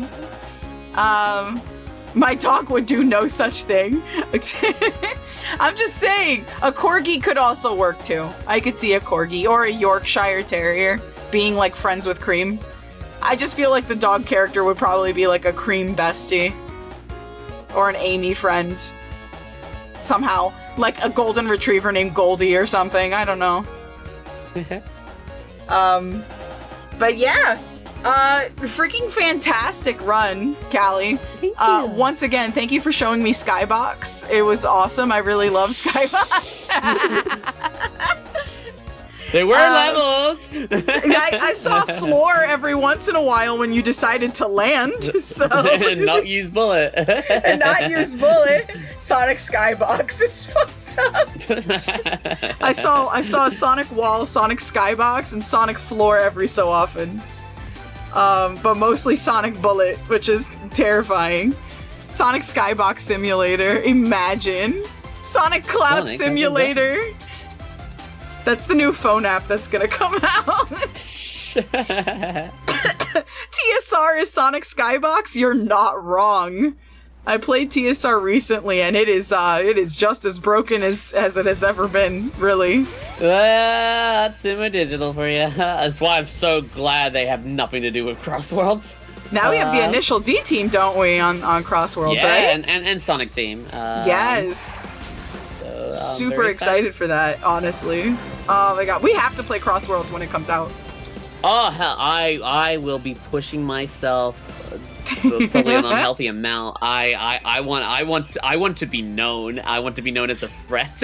I want to be a menace on the racetrack, and no one will stop me. I'm getting that goddamn trophy. I vibe with that because I've been telling people, I'm like, once this game comes out, I want to be the biggest threat on the track. I want you to see my username pop up and you log out immediately. I don't want you to even want to race when I show up. I've had that for Sonic Rumble, man. It's a nice feeling. I've seen people rage quit when they see me in the lobby. So funny, actually. That's such an interesting vibe to have. She wants to be Rick Astley. Oh my god, no, I'm so excited. I want to play. I'm gonna play it all the time. I know it. I'm gonna be all about that game for a long while. I'm already concepting tournaments for it, Callie. Like, hell yeah. I'm telling you, I'm so excited. I might main Sage, I think. I might main Sage and maybe, I don't know, I kind of like Jet's new voice a little bit. I like the old voice, don't get me wrong, but the new one's settling in with me a little bit, thanks to that new Crossworlds thing that came out, the little cartoon. Yeah, the crosstalk. It was interesting. I think they kept Wave, but I don't know, is Wave a new voice actor? I can't remember. It's her voice actress from Free Riders. Okay. She sounded technically the same to me, but Jet's new voice, I actually don't dislike it. I actually do like it. It's nice and not as grating, I guess. It doesn't sound like Polly wants to destroy my eardrums. It just sounds like Funny Bird wants to trash talk me. I'm fine with Poor that. Jason Griffith. I know. It's not his fault, man. He tried his best. He was carrying so many characters. It really wasn't his fault. If anything, he did really well. Oh, man. All right, shall we head back to the main stage? Sure. Let's do it. Oh, man. Lovely times all around. Hello, Chad. How are you? Hello. Oh, goodness. Welcome back to the main stage. Jet sounds like a guy who views himself as the best, which is exactly what he is. I'm just saying that I think the new voice is working out really good for him. At least we can kind of tell what he's saying now instead of deciphering screeches. I'm thinking about husbands. VC, what's going on over there? He's one of mine. I do apologize about him.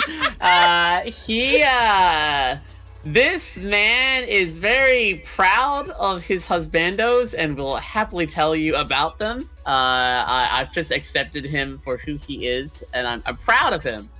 He That's really funny. likes Spectre. Down bad for real. You know what? We have one of those. He goes by the name of Nine, and he is also very vocal about his husbands. He is also a big Vector the Crocodile fan. Huge advocate for Vector the Crocodile.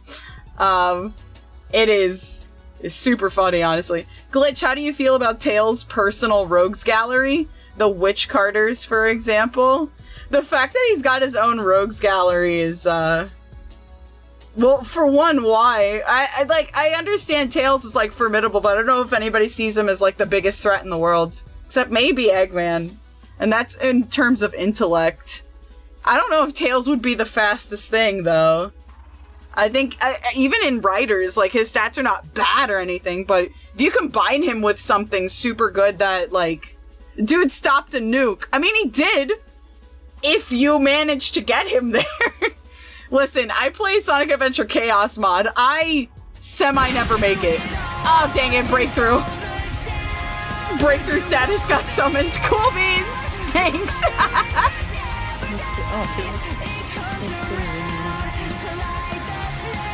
Tails is just a fucking menace in Riders. It's true, honestly. Frontiers footage! Yeah! I was wondering what that did. Yeah, the breakthrough status when that was a huge thing when Frontiers was around. Our encoding!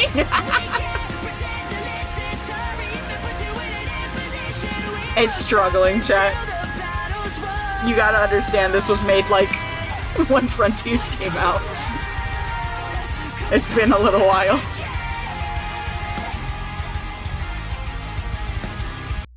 I miss Frontiers. I like how we both said, I miss Frontiers. We both sounded like we were in mourning. I miss Frontiers. It was... I can't wait for its potential sequel. Honestly, yeah. Honestly. It would be really fun to see a secondary Frontiers-like game come out. I think they started to kind of understand what they want to do with it, and I feel like it would be much more focused now. I did catch your raid redeem, Kevin. No worries. Thank you for the Make Connect redeem, by the way. Redeeming stream ending breakthrough. No, it would be a lot of fun. I think Frontiers had a lot of potential, genuinely. And to see it keep improving and not just them drop it. You know, every time they do something interesting, they end up dropping it and doing something else. And I would really love for them to follow through on this. I really hope they do. Genuinely. So. But yeah. That's gonna just about do it for us tonight. Callie, do you have anything interesting coming up for you in the future? Tomorrow,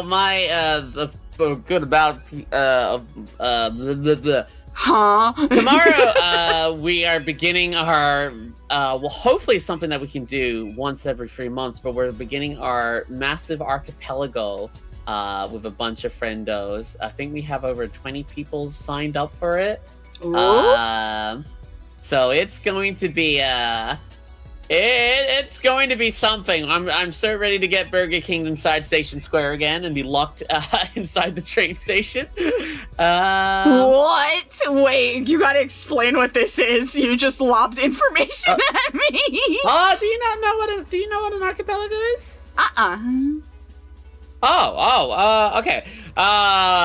An archipelago is a multi-game randomizer. For instance, say I'm playing Sonic Adventure and I beat Emerald Coast, but actually, maybe that's not a good example. Say in Sonic Adventure, I picked up the light speed shoes, but I didn't get the light speed shoes. What I actually got was, the slingshot for someone playing Legend of Zelda: Ocarina of Time. So that person now has the slingshot in their save file. And then someone playing Mario 64 beats Bomb Bomb Battlefield and they get a star, but that was them unlocking Knuckles for me in my Sonic Adventure playthroughs. This is multi-game randomizer where everyone's items and things are all spread across different games.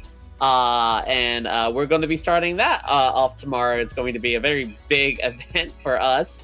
And Burger King, because of the nature of an archipelago, there are moments when you just can't do anything. You are waiting for other people to get progress in their games to send you items in order for you to continue making progress in your game. And the term, and if you get stuck, the term is called Burger King, when you just can't do anything. And the reason why that term started is because someone doing archipelago, like probably around the time it started, got stuck, left their stream, got Burger King, came back, ate their food, and still could not play because they were still waiting for people to do things in their games and to send them the correct items. That's so whenever amazing. You get stuck, it's cool getting Burger King. That is awesome. I gotta try that. I didn't even know that existed. That's so fun. Cool. I'm learning new things. You can do it with Sonic games because you can do it with Sonic Adventure, Adventure 2, Shadow the Hedgehog, Sonic Riders. I think Sonic Rush just started. People are working on it for Sonic Rush and also Sonic 1, so you can do that. That is so cool. But yeah, Sonic Heroes. I'm not sure if it's Heroes. Sonic 1 and Rush are both stable now. Okay. That is amazing. Potato, because he's the one who's helping me set it all up. So yeah, that is so cool. That's gonna be very chaotic tomorrow. I'm looking forward to it. That's awesome. Yeah, no, I gotta catch that. That sounds like it's gonna be fun. Hell yeah. That is awesome. I think it's any game that has a rando. I may be wrong on that. I have to double check. Gotcha. That sounds awesome. That just sounds like massive chaos, and I am always about that at all times. So that sounds up my alley, genuinely. No, it's super fun. It's pretty easy to set up. And yeah, no, you can do it with 2 people, 3 people, or over 20 people. So it's a fun time. The more people there, the more they need to work together to actually do checks and send items. I did a 2-person one with my friend Doodles. He did Hollow Knight. I did Luigi's Mansion. It was a miserable experience because I was waiting for him. There's a lot more checks. There was a similar amount of checks, but my checks in Luigi's Mansion were fast, his were slow, so I was just like sitting there. Oh, that's unfortunate. So more sounds like picking fast games might be the call, but obviously it would be more funny to get other random games assorted on there. Oh, there's so many different games you can try. Like tomorrow I'm doing Sonic Adventure, Hat in Time, and Luigi's Mansion. Ooh. So, cool stuff. Huh? That's awesome. Well, that's fantastic. You guys, if you aren't anybody that's obviously not from Callie's End, if you're not following Callie, you absolutely should. She's a fantastic streamer, fantastic content creator. She's very lovely, very honored to know her, and she's just sweet as can be. How could you not love that face? Look at that face. That is a face that is going to be a threat in Crossworlds. This is the face of no mercy. Okay, I'll pull her. BRB following Callie. Shout out to Callie. Let's go. Yes, absolutely. Fantastic. But yes, that's going to do it for our Festival of Ages tonight. I appreciate you guys coming through. I will go over our schedule because Callie is actually rounding out our week. So she's our last guest panel for this week, which is awesome. Thank you so much. Next week, however, is going to be insanely packed, so please bear with me as I go over the following events that are to be expected for Festival of Ages next week. On Tuesday, we have an interview with Leah Serenity Rose. We're going to be talking about the Serenity Spring Festival that she threw last spring, talking with a bunch of different people about various different subjects that had to do with Sonic and Sega and various other things. Also, we're going to be talking about her work with Sonic Revolution and the content creation that she does on her own channel. A lot of it having to do with live dubs and song covers and other stuff like that. Very exciting. She's also extremely sweet. You will love her. Yeet, thanks so much for the 10 cookies. On Wednesday, we have a guest panel with AF Wagers, who's going to be doing a Sonic Adventure speedrun. He's very well known for doing speedruns on GDQ for Sonic Adventure. Really, really amazing glitches that he ends up pulling off for those. So really excited. He's also a new one to the festival. So super excited to have him for that. On Thursday, we have our Mobian Mosh Pit event. We have an open bracket lobby for Sonic the Fighters. So people can still sign up until, I want to say, next Tuesday, then we close signups. And everybody gets to just jump into Sonic the Fighters and fight each other in a mini bracket. It's very fun. Very excited about that. If you want to sign up, the sign-up sheets are available in Discord as well. On Friday, we have another guest panel with Zinfinity. He's going to be running us through Blue Stinger, which is a classic on the Dreamcast. Really excited about that. They're extremely excited and have spoke volumes about this game being extremely bonkers off the walls and, of course, has Sonic voice actors in it. So, really exciting. On Saturday, we have another guest panel with Zack and Sonic. We're going to be playing Sonic Rivals 1 and 2. Super fun handheld game if you've not played Sonic Rivals 1 and 2. I absolutely recommend it. It is a lot of fun. 2 has the most bonkers story mode ever. Every character is hostile, everybody dislikes each other, and you're feeding chows to Satan. I wish I was kidding. Rouge, I can't find that Master Emerald. Can you check over by that cactus?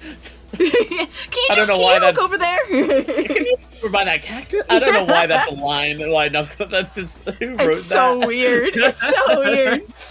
And then on Sunday, we have a very big event. We have another tournament. Huge tournament. Most of you guys that are veterans to Festival of Ages will know this tournament. It is Pixel Panic, our yearly SRB2 kart tournament, which is all about death matches and challenges to get to first, second, and third place, or you get no points at all.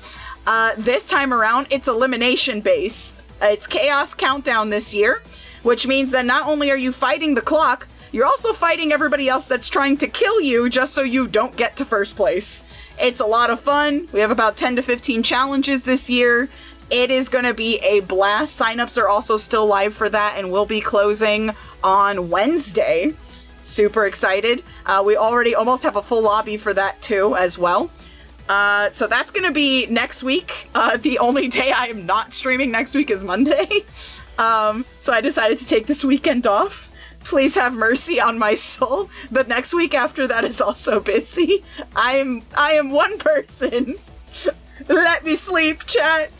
But yes, so that's gonna be next week's stuff. We still have so much more to go. We've got a couple more guest panels lined up. We have a Maid Cafe event going on soon. We have a VR chat party with a live DJ set going on very soon. And of course, our biggest tournament of the year and for the festival, our Sonic Riders Race of Ages tournament, which is all skill sets, all walks of life, and it is nothing but chaos. It is the biggest tournament we run. It is a lot of fun. We have already 21 people signed up for that tournament, and it's still open for sign up. So if you want to join in, absolutely sign up. We'd love to have you. We'll be running in Sonic Riders DX. And we have workshops and practice sessions coming up very soon for people to run their races and practice and get adjusted again. But I'm telling you right now, we did have our beginner's bracket and our gimmick bracket for our charity run not too long ago. So we have a lot of new underdogs coming through for that one too. Should be awesome, honestly. As well as a halftime concert that we usually have during our Riders tournament. So very excited for that too. Other than that, that's pretty much the gist of what's going to be happening this month for Festival of Ages. I hope you guys are really excited. Big shout out again to Callie for being our guest today. Thank you so much for taking the time to be a guest panelist for Festival of Ages. It was so awesome having you.